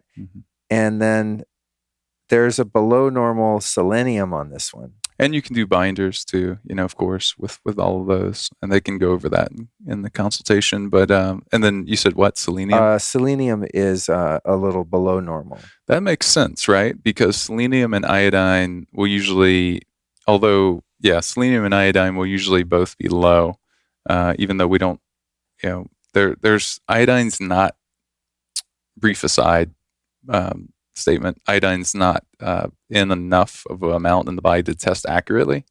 So you could see it on some tests. We don't have it on ours. People will sell you a test for it. It won't be accurate from everything I've been able to uncover. So it's just in small. But both of those minerals have what in common? Well, they both are essential for thyroid function. And if someone has high calcium, they usually are in the low thyroid camp. And high calcium is really deleterious for a couple reasons. One, just to kind of touch back on that for a little bit, is because it interferes. We call it a calcium shell if it's above a certain point that when we're looking at a hair analysis, and that means that the penetrative quality around the cell is such that it's reduced by calcium, and therefore other nutrients are having a hard time getting in. So you want more iodine. If you need that, if you're suffering from that, you most likely have low iodine, and then those seem to travel. So the fact that she has high calcium and she has low selenium makes a lot of sense. Oh, interesting. Yeah. What about that? We mentioned it, but go a little deeper into, if you happen to know, the iodine relationship with fluoride.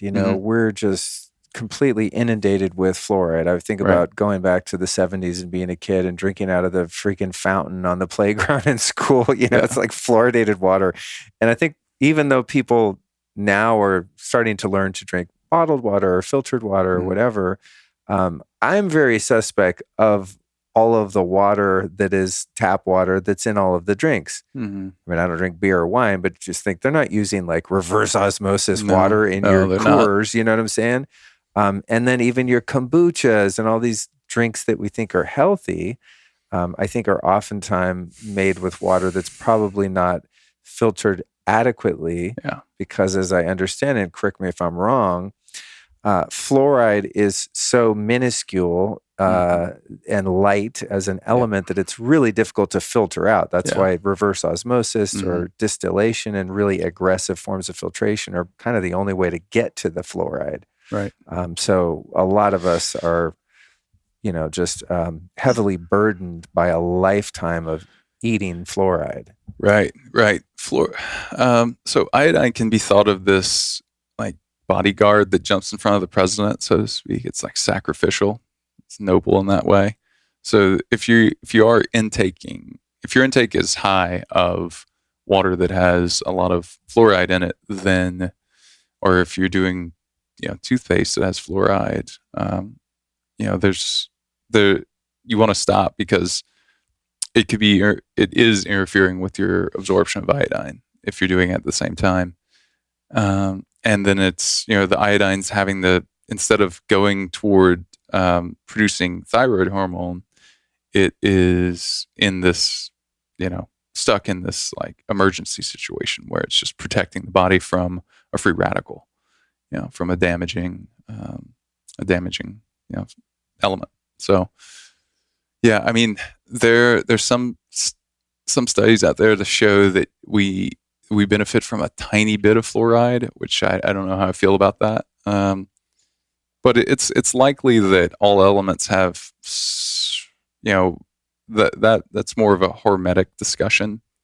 But certainly you don't need to go out of your way to try to ingest fluoride. If you're doing some trace minerals, there's probably a little, a touch of fluoride in it. There's also the different forms of fluoride, even some spring water has like a little fluoride when I look at the labs, but it's not, I forget what it's called, but the fluoride that's put into the water supply is fluorobliglic acid or something like that. It's like the super caustic chemical. I remember there was a meme a few years ago about fluoridated water, and it showed a tanker truck carrying this type of fluoride that we put in the water that had fallen over, and it ate a freaking hole in the street. You know what I mean? I'm like, this is what we're putting in the water. Wow. Wow. And then you're drinking your green tea from Whole Foods made with that water. It's just totally insane. And the brittle bones and all of this stuff that happens as a result of that fluoride. Your body trying to get rid of it and putting it, away for safekeeping in your bones, kind of like lead. It's super gnarly stuff. Yeah. But I think like it just makes sense to be supplementing with iodine. Yeah. I mean, for the thyroid and all of its other benefits to the brain and everything, but you would in order because you're getting probably more fluoride than you think you are, you go get some Thai food and you get the soup and it's made with tap water. Like it's just in everything, right? So it seems like you would probably want to double up on fluoride to just use it for that defensive mitigation. Or iodine? I'm sorry, iodine. Yeah. Double up on the fluoride. Go sip it from out of the truck as it's spilled. Going a little heavier on the iodine to just counteract the fluoride, and then you need enough of it that's not being used for that job to then Yep. use it for the other benefits that it has. Yeah, because iodine will also blast off mercury from receptor sites too. And Really? it's iodine's really cool. I mean, it's antibacterial. I've said since day one of the pandemic that, hey, if people are worried about viruses, you know what kills viruses is iodine. What does not kill it is like Germ-X and stuff. When I feel a little something come on, I nebulize your iodine. Actually, that's a great idea. I remember you messaging me about that a while ago, and I had not thought to do that, but I did hear on Joe Rogan that there's the most decorated or most published. He's published more papers than any other cardiologist in the U.S. He talked about taking iodine, not ours, but just iodine in general. So ours would be great for it, but and essentially snorting it. Dr. Peter McCullough. It was a great interview. It was. It was. It's so funny that it got censored. I'm like, this guy is so decorated. You know what I mean? He's highly credentialed doctor, and they're treating him like he's some fucking conspiracy theorist. It's just insane. Literally the most published doctor, and until he had this interview, they were totally fine with everything he had to say. It's hilarious, man. And he came very much from the point of like he was on the side of thinking like medication was a solution, and then he realized after years and years of like, wow, people aren't getting better, and starting to become disillusioned. So when you're thoroughly on one side and you fully understand it, and then you move to the other side bit by bit after more and more evidence, it's just all the more valid, really. So, it's not like a health nut like me coming out against something. Same, With the iodine, I remember when he mentioned that, and I felt so proud of myself because I've been putting Lugol's or nascent iodine in my neti pot for years. I mean, I don't use a neti pot right now, but now I make little nasal sprays. Another thing I've taken our dropper and just like done like just that. Dropped it up there. Yeah, that's a good idea. Another thing I've used iodine for is when taking a bath. And maybe you could tell me if biochemically this, or just chemically, if this makes sense. But someone said it's good to put a few drops of iodine in a bath to help mitigate the chlorine. Yeah. Because on the periodic scale, they're kind of opposites and it'll cancel it out. And I swear to God, if you put a few drops of just Lugol's or nascent iodine, it's kind of brown, really strong stuff, 5 drops, half a dropper full in your bath, it totally nukes the chlorine smell. I don't know if it's reducing the, the deficit of the chemical exposure per se. Yeah, I think it's a good idea, certainly. I mean, you're having some armor, some defense to what your body would otherwise have to defend on its own, based on its own iodine supply or lack thereof, which we're incredibly deficient to the point that it's as if we have our daily value almost at a laughably low level at 150 micrograms. That's why our iodine dose, granted, we have a dropper, so you can choose your own adventure. But, 5 milligrams is not too little for a lot of people. I mean, it's case in point. So Japan has the longest lifespan of any industrialized country, right? They beat us by quite a good margin, and they eat, not for only this reason, but they consume roughly 100 times more iodine than our RDA. And, from the seaweed? Just something to think about. From eating seaweed, right? Yeah, right. Yeah. All the sea vegetables, yeah. Wow. That's crazy. Yeah. Now, granted, they've had different things like nuclear reaction, which maybe there's some heavy metals in their sea plants. So I don't know, like day in, day out, I don't know if I would eat.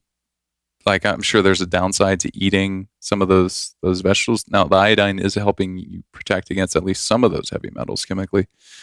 But what I do like in our situation is that, at least for us, we third-party test every single batch of product we put out. So if you have iodine, you're not going to have heavy metals in it. It'll be clean. So there's a thought there. Yeah. But I've taken quite large doses of iodine. I'm not recommending that for people. Again, test your labs and understand, hey, am I low in selenium? Do I have Is my hair test showing that I have low thyroid function or overactive parathyroid function? We can see that in a hair test.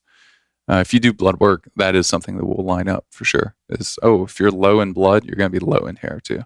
What's the relationship between selenium and mercury? Selenium helps you push out mercury. So that's one of the cool ones. Selenium will help. So will sulfur, and so will zinc. So cool. those are three we know about for sure. Cool. Will help. Hey, before I forget too, if anyone listening wants to check out Upgraded Formulas and get some of your minerals, you guys have given us a discount. Yay. Thank you. And I probably say it in the intro or something, but when I'm listening to podcasts, I'm like, oh, I want to try this. Then I would be stoked if I got a discount. So thank you for that. You guys can find it at upgradedformulas.com. And the code, strangely enough, is Luke. And that gets you 15% off. Does that count, by the way, for the hair test too? Or is that just for the minerals? Oh, cool. That's everything. Oh, sick. Well, that'll save you a bit of money on the hair test, guys. Upgradedformulas.com. Luke is the code. All right. So what I'm getting from this, I'm getting a lot from this, and that could apply to the course too, as well. They would just have to email us about that, I believe. Okay, cool. If somebody wants to learn how to dissect these hair mineral analysis tests. Sure. Yep. Okay. I think by now most of us know that minerals are important, but it's really tough to know which minerals to take without knowing what you need. And mineral imbalance is a huge issue, so guesswork is pretty sketchy. Wouldn't it be great to know not only what minerals you need and which mineral levels are too high? Well, I recently found a very cool way to accurately test all of that and take the guesswork and wasted supplement spending out of the equation. I'm talking about Upgraded Formulas, Upgraded Hair Test, and Consultation. It's really fast and easy to do. You just cut a couple small hair samples, mail it in, and then book your consultation, during which one of their expert staff explains your mineral levels and even your heavy metal toxicity. We just sent in my wife Allison's test and got some good and not so good news. She was luckily very low in lead and mercury, which is awesome, but we also found high aluminum, which is less than ideal. Luckily, her mineral levels look super solid overall, but her magnesium levels were a bit high and her selenium a bit low. So with that accurate information at hand, we did a heavy metals detox protocol to get that aluminum down and also determined that she does not need to supplement magnesium for the time being, but that it would do her some good to up her selenium intake. And not only does Upgraded Formulas have you covered on the test and consultation, but they also happen to make the best absorbed nano minerals I've ever found. Getting your minerals right can sort out hidden deficiencies that are affecting thyroid, adrenal, and many other systems in your body. So I highly recommend you check out the test and consultation at upgradedformulas.com. Now, you can also save 15% off your first purchase by using the code Luke at checkout. That link again is upgradedformulas.com.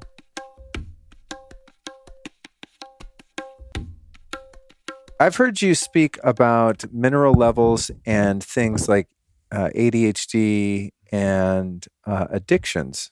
Break a bit of that down for us. Yeah, it's really, really interesting. So ADHD, for example, usually low in, for example, magnesium. That's a hallmark that we're going to see. And also high in an array of heavy metals.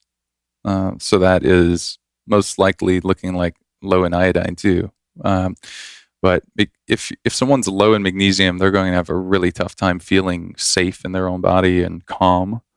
Magnesium is a very calming mineral. It's a alkalizing mineral. It's as well. And whenever the body's not struggling to maintain its chemistry balance as much, magnesium is key in something like 800 functions now that we know of. We used to think it was less. It seems like it's 800, and there's some research to show that not only do all minerals affect this and deficiencies in general, but just the magnesium deficiency is linked to every single disease. Wow. Yeah. Wow. But certainly disease in general can be traced back to nutrient deficiencies, most important of which, from my lens, being minerals. And heavy metals do get in the way of that, and you can use minerals to get rid of them. What else? So that's ADHD. There could be other things too, like depression would be magnesium, could be blood sugar minerals, manganese, chromium, things like that. And then maybe you're not sleeping well. So magnesium is going to be key for deep sleep. Potassium is also important for deep, slow wave sleep as well. And potassium is good potassium. for sleep too. Right, potassium is good. It helps the wonder muscles that need to contract. So I wonder if that's one of the reasons that bone broth is so relaxing at night. Yeah, could be. So I've thought about the amino acids in it, but it's probably got a shitload of potassium. Probably in it, does. I would think, right? Probably does. Calcium is also a sedative mineral, and I'm sure I know there's good levels of calcium in there. And then so that's a thought. And then addictions. Going back to addictions, so it's interesting. So there's things like if you look at, say, marijuana, it has typically high levels of cadmium in it. Really? Naturally? Yeah. Hemp as well. Yeah. Really? So the hemp plant, that's something we looked at it with Ben, is that we thought that we're guessing. He's like, where am I getting this cadmium from? And I said, well, what's your CBD intake like? And he's like, oh man, he's like, it's pretty high. I was like, I know it's high. He's like, I've heard you talk about this before. And so the thing with a hemp plant, unfortunately, I mean, they used to use them. I think they still do use them. They have for a long time to clean up like landfill areas, because the plant will stay alive. Basically, it will just suck up everything, and metals included. So you could have a toxic waste zone, and hemp will just soak it up. And that's probably part of the soaking up these metals is part of the reason why hemp, we've probably heard, it's like 10 times stronger than concrete, right? How? Well, it's a lot of metals in there. Really? Yeah. This is why it's so important. I have a friend that's got a company called Onda, and they make a full spectrum, just beyond organic. Some of it even biodynamic hemp. And he was telling me that with that plant, it's even more important that it's grown organically. And now you reminded me, he said, because it sucks up everything. So even if they're using, fertilizers and stuff that you don't want in your body, even if it's not heavy metals, that you're going to be bummed, highly concentrated.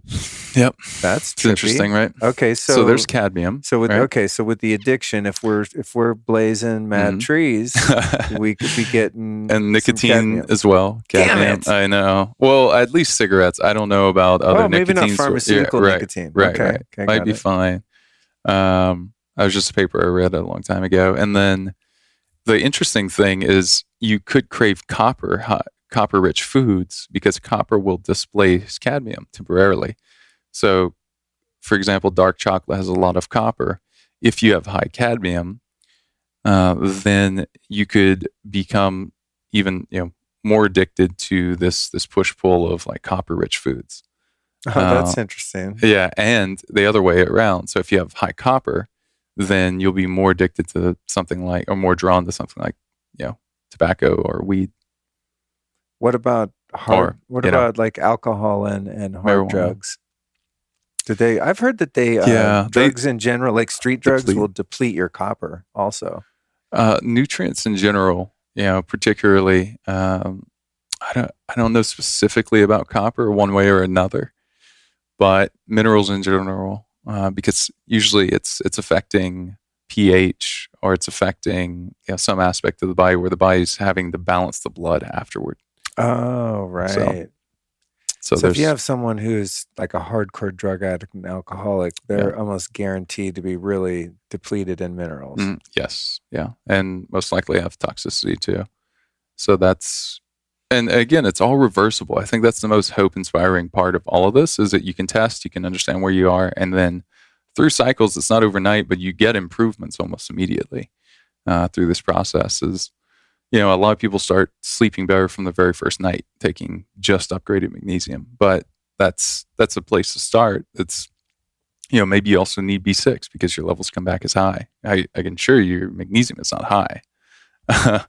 Have you because seen anyone's test where they're legitimately their magnesium is high, not because of a deficiency? My own for sure has been there before, and but it's hard to tell also, because maybe I was also low in B6 at that moment, because building a company, even though I'm supplementing B6 daily and things like that. So, but it really jumped from one test to another. I was like, probably. And then I noticed that, all right, well, my ratios, again, sodium to magnesium, were off, things like that. So yeah. How often are you doing the test yourself? Usually I shoot for every 2 months, but I end up doing it about what we recommend, which is every quarterly. Yeah. And so when yours must be pretty dialed in now, have you seen vast improvement since you kind of created your own products and started taking them? Yeah, definitely. Sleep. I have more energy now in my mid-30s and more just stamina, I would say, than I did in my mid-20s. I was just gassed, after pushing super hard through sports, like I talked about. And then, like in a wrestling practice, or jujitsu, it's common to just sweat through like multiple shirts, and you're not replenishing all those nutrients. Like, you're never replenishing all that potassium from all that muscle contraction. And that potassium's also needed for your adrenal function. So people that are trying to support adrenal function, they're not doing minerals. They're just like, it's just a lost cause for sure. Herbs to work to the extent, largely at least, like licorice is known as being a good adrenal support, right? Well, when you look at the chemical breakdown of licorice, it has a lot of potassium and a lot of sodium, very supportive of the adrenals. The other thing, I guess, in that cluster is a lot of people will focus on thyroid function first, when in my opinion, they really should be focusing on adrenal function, getting those nice and strong and supported and replenished. And then once you're revitalized, replenished, renewed from that standpoint, then you can focus more on the thyroid.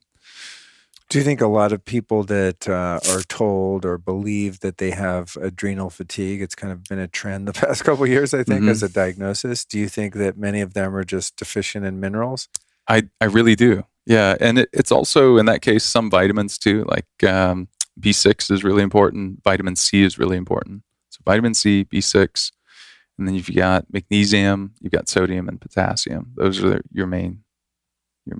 What foods contain vitamin B6? B6, I believe things like sweet potatoes, and it's been a while since I checked on that one. I wonder if organ meats are high in that. I think they are. Like organ meats have everything you need. They have a lot of B vitamins. They do, right? I think B6 is in there. I can't remember. We'll look into it. Yeah. Well, I would love to know that. Yeah. Do you think that...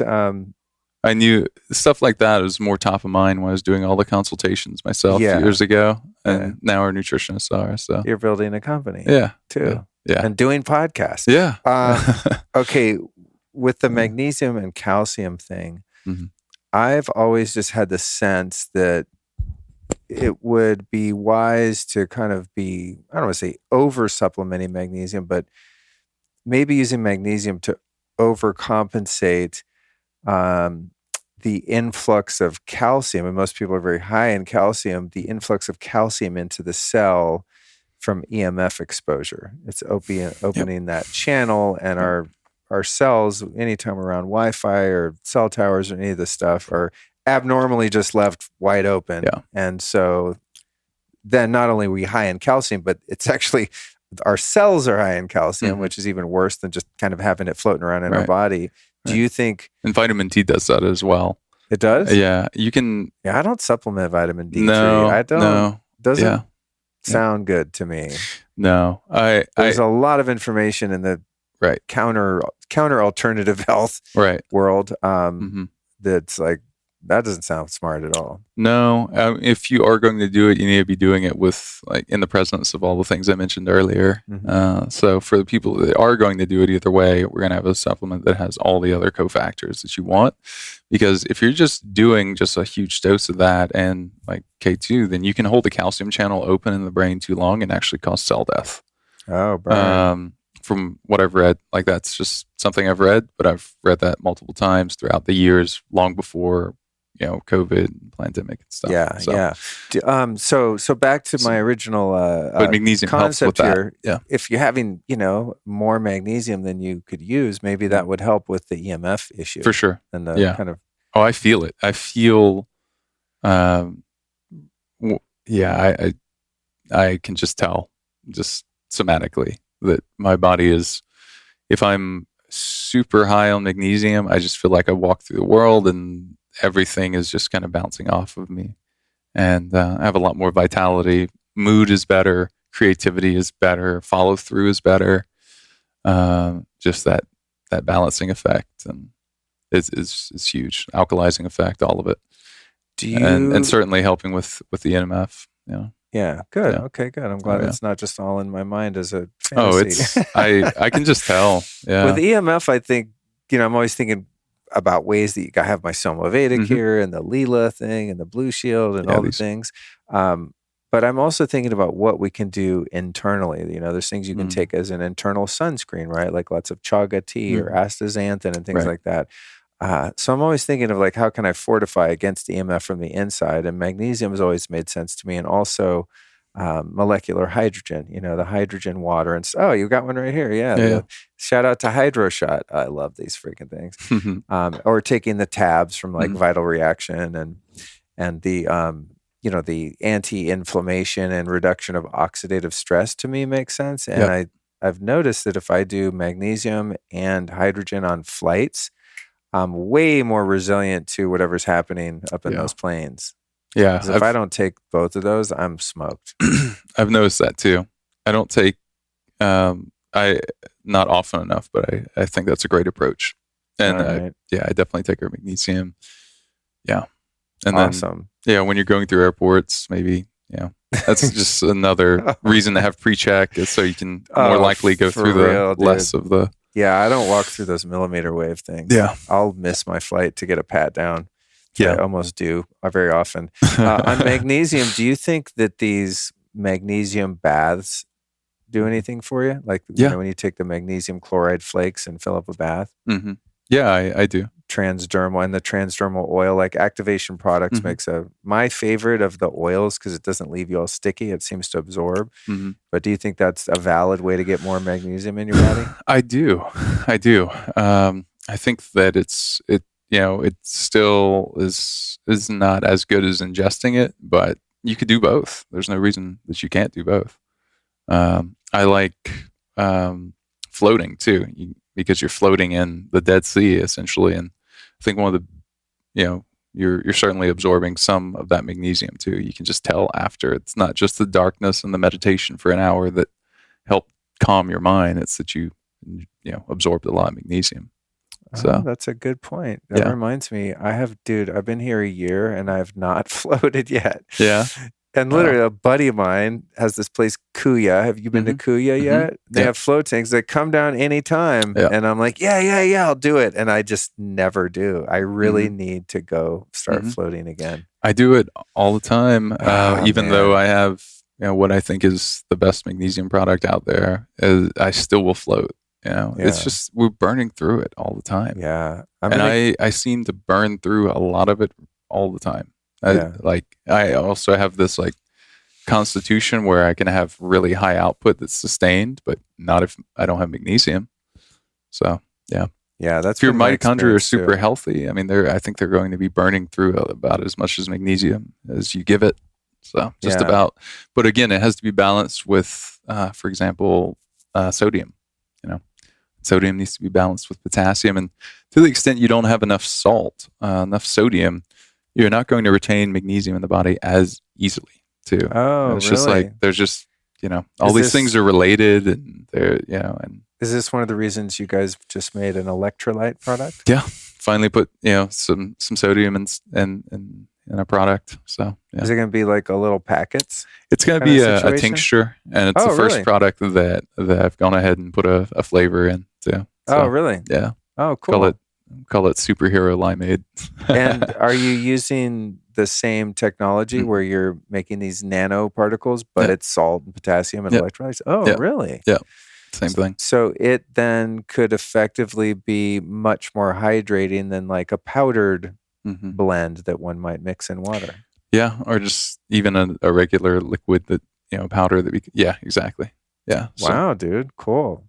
Hook a brother up when you get that going. That sounds really cool. It's tasty too. Is it? Which is like something you have to dilute our other products. This one like tastes good. It has that salty, you can sort of feel the electricity on your tongue, and it's nice. Hey, with the minerals that you guys have, are there any that are preferred to take around the time that you take food? I've heard with copper that it's best to take it with food versus like empty stomach. Is there any preference in your mind to that? I think there is some truth to that. I mean, technically the absorption should be really good, but copper has this way of just kind of hurting the stomach of people, because even though with ours you're not really needing the stomach to digest the digestive process, it's getting into the red blood cells really easily without absorption, without having to be fully digested. But there's something about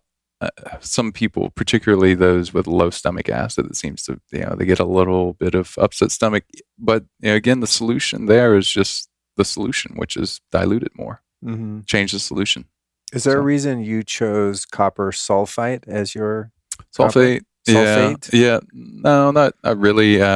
Miscible, it worked well in solution. It was stable. So the other aspect of what we do is stability.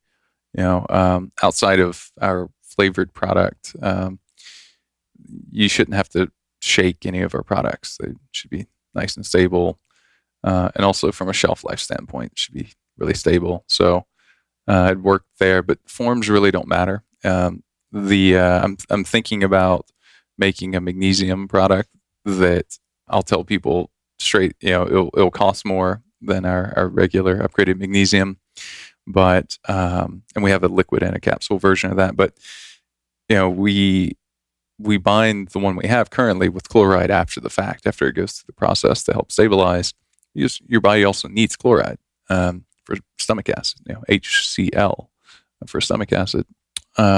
And I find people do well with that. I chose that because virtually everyone would benefit from having more stomach acid, lower pH stomach acid. Usually it's like between 1 and 3. You want to get lower, closer to that 1, I find. So that when you eat that, let's say you eat a steak, or there's really just about anything out there, or, you ingest some bacteria and viruses and things, your body will just, take care of that easier. But no, the forms really aren't important. I'm thinking about just instead of trying to educate, not everyone's going to hear a podcast, for example, and they're going to go, oh, well, I think I need this form of magnesium or that. And with the old absorption technology, maybe that's true, but with ours, it's not, in the same way that if you get magnesium from food, by the time your body ends up breaking it down, we know, obviously, because we're functioning, that it used it for our brain and our heart and our muscles, so you don't need like malate for one and threonate for another and all that stuff. So, oh, interesting.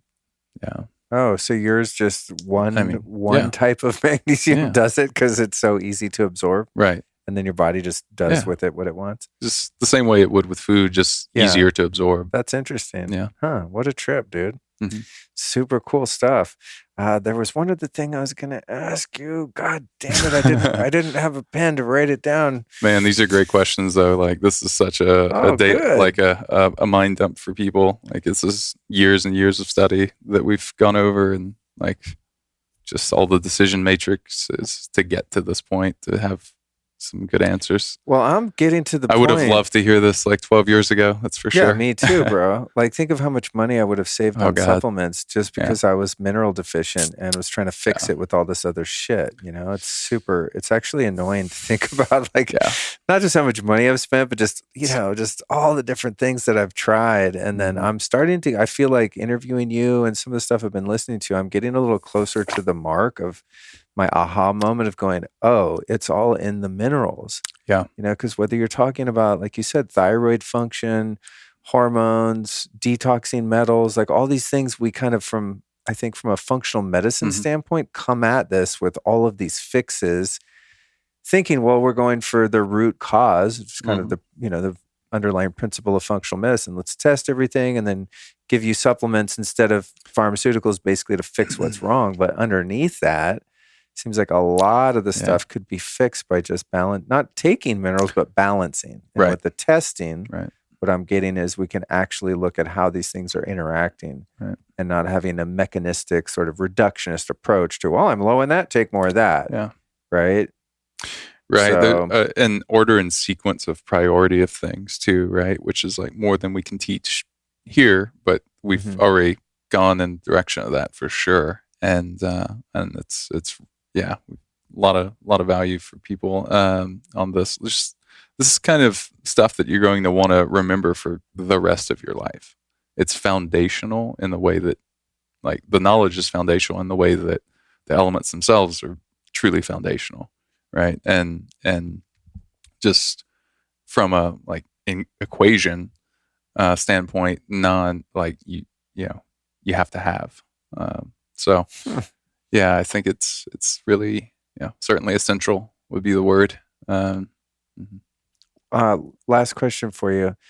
I mentioned this word earlier and I never really understood what it meant, but there are these brands that sell liquid mineral formulas that they call it ionic. And I always thought, oh, that's better because it's not in a pill or like a tablet or a capsule, so maybe it's better absorbed. What's the difference between those ionic minerals, or what sometimes they're called trace minerals, these kind of liquids, versus what you're doing with your nano baby tiny little puny minerals that get in your cell? Sure. Yeah. Well, ionic, I think, is a great place to start. And ionic really means, like charged and in water. Okay. Yeah. So I think it's a good place to start for sure. But ultimately can be improved on. So, yeah. Right. So in the hierarchy of minerals, you have like the powders that are turned into pills. Then you have these suspended ionic minerals. And then you have what, of course, you think are the most awesome, I mean, which is the upgraded formulas. Totally. And I'm not faulting you for that, dude. Totally. I feel great on your stuff. Sure. That's why Thanks. I think I'm getting so, I don't know, just kind of really obsessed with the mineral thing right now because I feel freaking awesome. Like a couple days ago, I texted you and sometimes I put your copper in, so, I'll put it in like a coffee or a smoothie or whatever, like water, whatever's around. I'll just put a couple squirts. But the other day I wanted to do an experiment and I did. This will ruin your coffee. I think Luke the is copper like, will? Yeah. I haven't noticed it. Okay, good. I haven't noticed it, right, honestly. cool. But I put Shilajit in my coffee. I was going to say, like, all kinds of nasty stuff. You've like, acclimated yourself. Today I wanted like a pure coffee because Sure. Allison bought me this incredible coffee from Peru. It's good to know you can't taste it, though. I just haven't tried it. No, I don't think the magnesium, your guys' magnesium is gnarly strong. Yeah. But the copper, I don't even think has a taste. The iodine, I just put right under my tongue. It barely has any flavor. Right. But anyway. And I like that because you're not ingesting any chloride or chlorine, rather. Right. You're not ingesting chlorine or fluoride in that. If you're doing it directly with the iodine, like I was saying earlier, and the magnesium, you just want to dilute until you can't taste it, and then it's fine. Right. Right. Or you're going to put in something with a flavor or something, right, on top of it. Yes. Like if you're doing pre-work or post-workout, or So.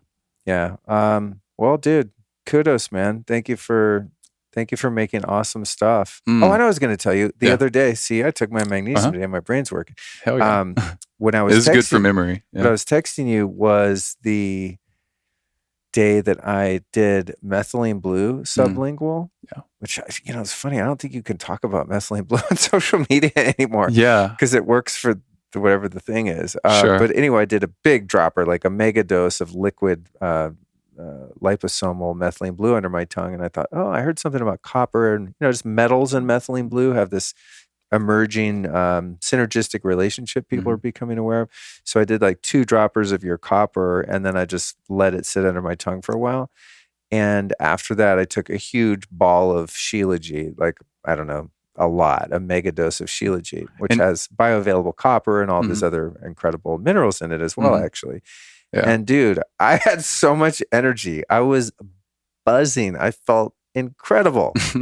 So I don't know what it is exactly yet. I'm going to figure it out. But the copper with methylene blue is bananas. Wow. Energy city. Wow. Well, Yeah. copper is what I know for sure is that copper is needed for producing ATP.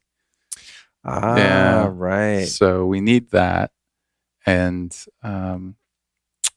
if you've been supplementing some of our zinc or just zinc in general for a while now, maybe you're trending a little bit low in copper, and now, boom, here you go. And it's all in once. And and you're maybe fasting and methylene blue and all these other things. That's very interesting with the methylene blue, because the methylene blue, of course, does all kinds of things. But one of the main things it does is makes it really easy for your mitochondria to produce ATP. I don't know if you know this. It's really interesting. And I might butcher it scientifically, but the general idea is that it goes through the electron transport chain and allows your mitochondria to make ATP without using NAD. It doesn't, or oxygen. Yeah. It takes the place of oxygen to create energy. That's crazy. I did not know that. Yeah, dude. I've not looked into I've done it like twice.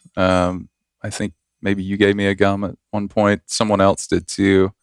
Even my assistant had some. And anyway, I tried it, and it's you feel it. Yeah. So I'm thinking, and somebody smart out there listening will figure this out or already knows it, but since the mitochondria need copper, bioavailable copper, to make ATP, and I'm putting copper and methylene blue together right into the bloodstream, the mitochondria must be going, hell yeah, what's happening? They have all the raw materials they need to just produce a shit ton of ATP. That's crazy. Yeah, putting it, that is one supplement, though. When I take it, I always dilute it because, man, I find that it does have an aftertaste. The copper? Mm-hmm. Oh, okay. But not everyone seems to have that reaction, I don't. It doesn't bother me. See? Yeah. There you go. Yeah. I don't know. That's interesting. One other thing about minerals is, they're also important for skin, for health. And interestingly, I think this is a viewpoint that is not understood, but especially as we age, having good skin, one of the way to have good skin is to have good bone structure underneath the skin. And you need good, plenty of minerals to have good, consistently smooth bones. Imagine bones are porous because they're missing a lot. And they've been, pulling the body's been pulling to make the blood nice and, rich. And then, the skin, that's very interesting. It's so really fascinating, the right? Bones in your skull, in your face specifically, exactly, right? If they're becoming degraded or sloping or becoming thinner or worn down or whatever, they're the scaffolding that's really making your face. Yes, right. That the muscles in your skin are all ligaments and all these things are kind of hanging on to that. That's trippy, dude. Yeah. That's trippy because I was just think, minerals. Yeah, I'm sure you need them to build collagen or something like that. But that's interesting from the your actual bone structure of the anti-aging, or at least cosmetically anti-aging. Yeah, very interesting. Elements in skin too. So it's cool. Wow. Yeah, it's just another little thought I had as you're saying something there. Cool shit. Well, that's the purpose of this show, is to discuss thoughts. Well, thank you. My friend. This is fun. Yeah, man. Thank you, man. Much appreciated. I want to remind everyone listening for the show notes, because we dropped a lot of, a density here, I think, today, for lack of a better word. You can find them at lukestory.com/Barton, BARTON. So anything we talked about, we'll link in the show notes for those of you. And that'll also be in the transcripts as well, which you can find on the show page, lukestory.com/Barton. And then again, I want to remind you, those of you that want to check out the upgraded formulas, minerals, and the hair test with the consultation. I'm not just saying this because he's here, but I feel really good on this stuff, dude. So thank you for creating this, and thank you for your discount.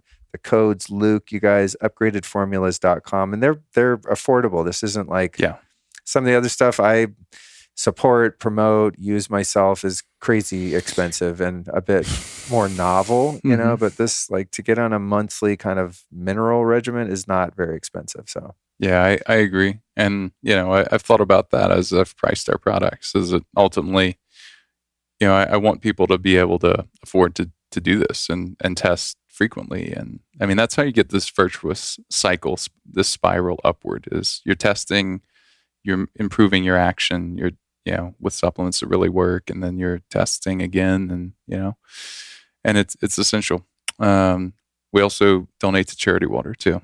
That's something else I really believe in, because I feel like they're solving a root cause problem too. Clean water. I know I'm a huge fan of water in general. Having really good quality. Particularly having it. It's very important. No shit. Well, I did my water solo cast the other day. I made a point to put in the manuscript, like, the elephant in the room here. I'm going to acknowledge the fact that many people don't have any water to drink that's, potable, clean. So, when I'm talking about, the best spring water, I understand there's a certain level of privilege, some of it earned, some of it inherent. But the water cause is really important. So thank you for doing that. It's huge. Yeah. And I feel the same way. I mean, I try to optimize my water, and the more I do, the more I think about people that have none, right? As you do too, I'm sure. Yeah. There's people like 700 million people roughly. There's people in some countries that would be stoked to be drinking Austin tap water. Oh my God. I mean? Like so stoked. Yeah. So, just won the lottery, like more like they would rejoice more for sure than if you won the lottery, or anyone listening to this won the lottery. With that charity that you support, do they drill wells for people? They drill wells, and what I like about them is it's like an intelligent business. They thought about like what keeps people from not donating, which is they're not sure where their money's going, so they take care of that. They say we're having one event every year, and we cover all of our overhead. So everything you donate goes to the actual wells. And then we show you geotagged locations, the well you helped drill. Oh, cool. Yeah, things like that. So, I've always wondered that too with, giving away. Yeah. Everyone, I think, that is, I don't know, a happy, healthy person is altruistic in some way. But you get these things in the mail like, donate to help support, this kid, and it'll feed him this many meals a month for $10. And you're like, I'll do that. But is that actually happening? Right. Or are we better off just, next time someone hits me up at the gas station, give them $20. Here, man, get something to eat, Yeah, I think if you're listening to this and you're putting together a charity, or you're part of a charity, like look at their model, because they've done it as well as anyone I've ever seen. It's just really savvy, really smart. They're using technology in the right way. So right on. All right. So when people go spend their money at upgradedformulas.com, some of it's going to that cause. That's awesome. Yeah. Hopefully this year we'll drill at least one well with them too. Cool. Yeah. Cool. And then more to come. So right on, dude. Yeah. Where can people find you on social media? I've given your website a plug. Everyone knows they can shop there and get their discount with the code Luke. What about Instagram? Yeah, social, Instagram, ask Barton, ASK, and then Barton, at Upgraded Formulas, and then on YouTube, Upgraded Formulas. Cool. Awesome. I got one last question for you, and then we'll get out of here. I think you're probably as starving as I am. I did eat a little bit before I came, thank God, because I was running super late getting over here. Who are 3 teachers or teachings that have influenced your life and work that you might share with us? Just the Tao Te Ching, I think, is a great book. It's one of my favorites. I really like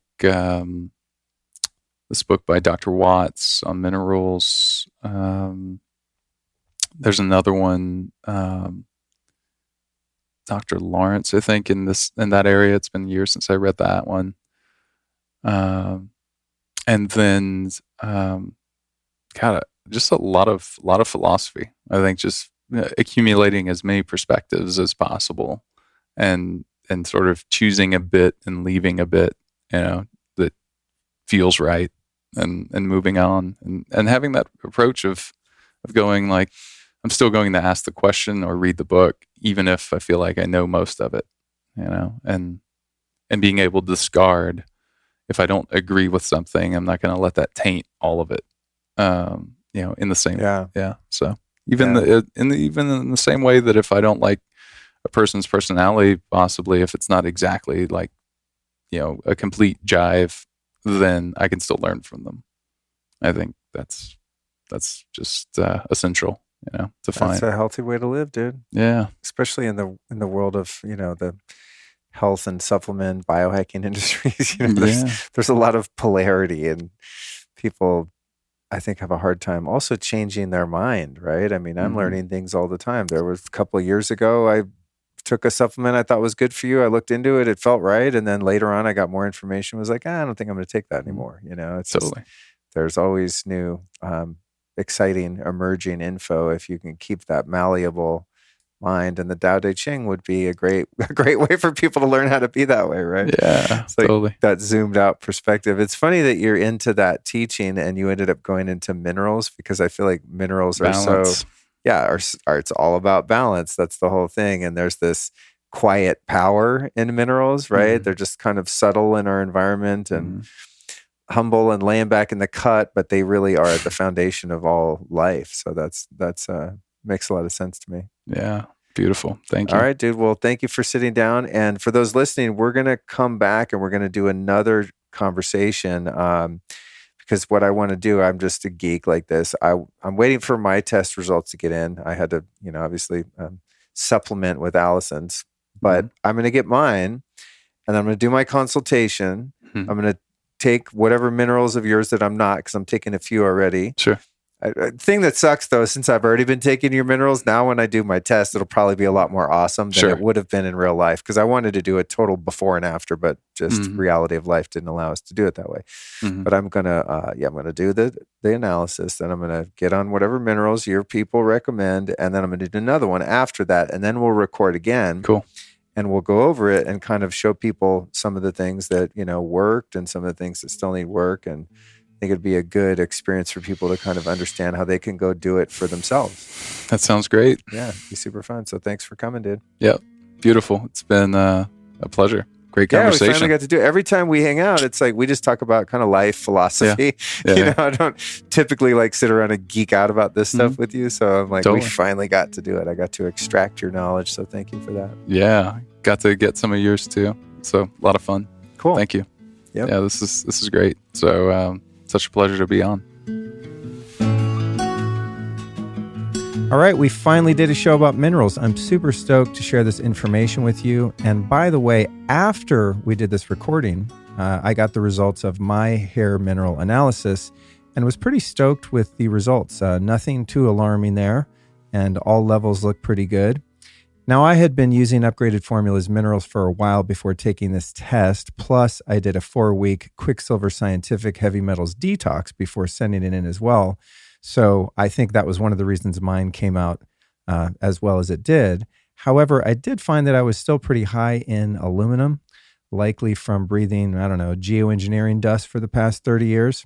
So I'm working on bringing that level down by taking a product called Living Silica from Organo, as well as the Upgraded Formulas iodine. And both have been proven effective in lowering aluminum specifically. So I'll keep you posted on that. When we do another show with Barton down the road, I'm going to see how much I can get this stuff dialed in. And I will, of course, share that with you. And as I mentioned in the intro, if you want to see one of these hair mineral analysis tests in the visual form, you can find it at the show notes, lukestory.com/Barton. We've posted it there to get an idea. And for those of you that want to do a hair test yourself, you can, of course, do that at upgradedformulas.com and save 15% off with the code Luke. So this is super interesting stuff, and you can expect me to be really diving into the mineral piece quite a bit this year. As I indicated in this episode and in the intro, it's just kind of screaming at me. It's kind of in my face. I'm like, wow, how did you miss such an important piece after all these years? And because I'm feeling so awesome and the results have been great from doing the testing and really fine-tuning not only the levels of minerals, as you learned from Barton, but the balance between all of them and getting rid of these nasty heavy metals. So this is super cool stuff. And unlike some protocols that you can find in functional medicine and God knows with allopathic medicine, this is much less expensive. I mean, the tests are relatively cheap. I think they're, $175, something along those lines. And the minerals aren't that expensive either. So out of, all of these years I've been working on stuff, I feel like I've probably spent a lot of money unnecessarily when some of my root issues were due to mineral imbalance. So this is very cool stuff, and thankfully much more affordable than some of the other alternative health and biohacking interventions we talk about on this show. I know we talk about a lot here, and many people are like, that's cool, that machine's $12,000 or whatever. And trust me, I get it. I think all of my disposable income for the past many years has gone in efforts to feel good and stay feeling that way. But you can do it cheaper. Okay. So next week's episode, we're taking a bit of a detour as I'm laying out the calendar here. I'm like, wow, we're really all over the place in terms of our topics, but I'm just interested in a lot and passionate about sharing so many different ways that I hope you can up-level and improve your life.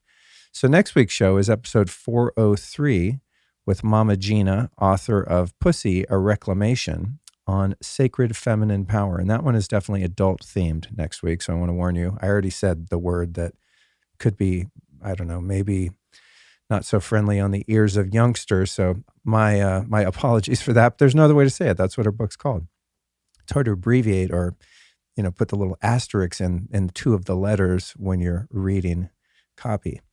But next week's episode is incredible. Really, really great stuff. So I can't wait for you to hear that with Mama Gina, who's someone that's been requested on numerous occasions by listeners. So if you were one of them, I got you. We got it done. She came to Austin and we had a very enlightening conversation about the nature of feminine energy and all the things.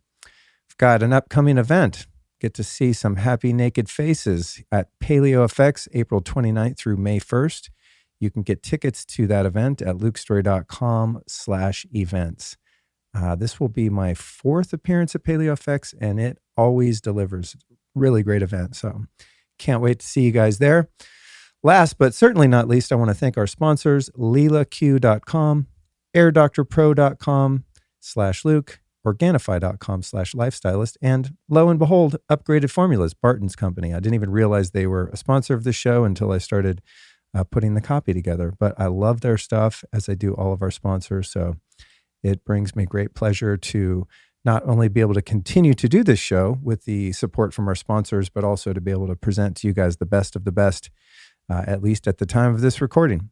I pride myself on finding great brands to share with you. So I appreciate you listening, and hopefully you appreciate finding some really cool stuff and saving yourself the time and energy of researching it on your own, because I actually enjoy finding this kooky stuff and doing the research to find the best of the best.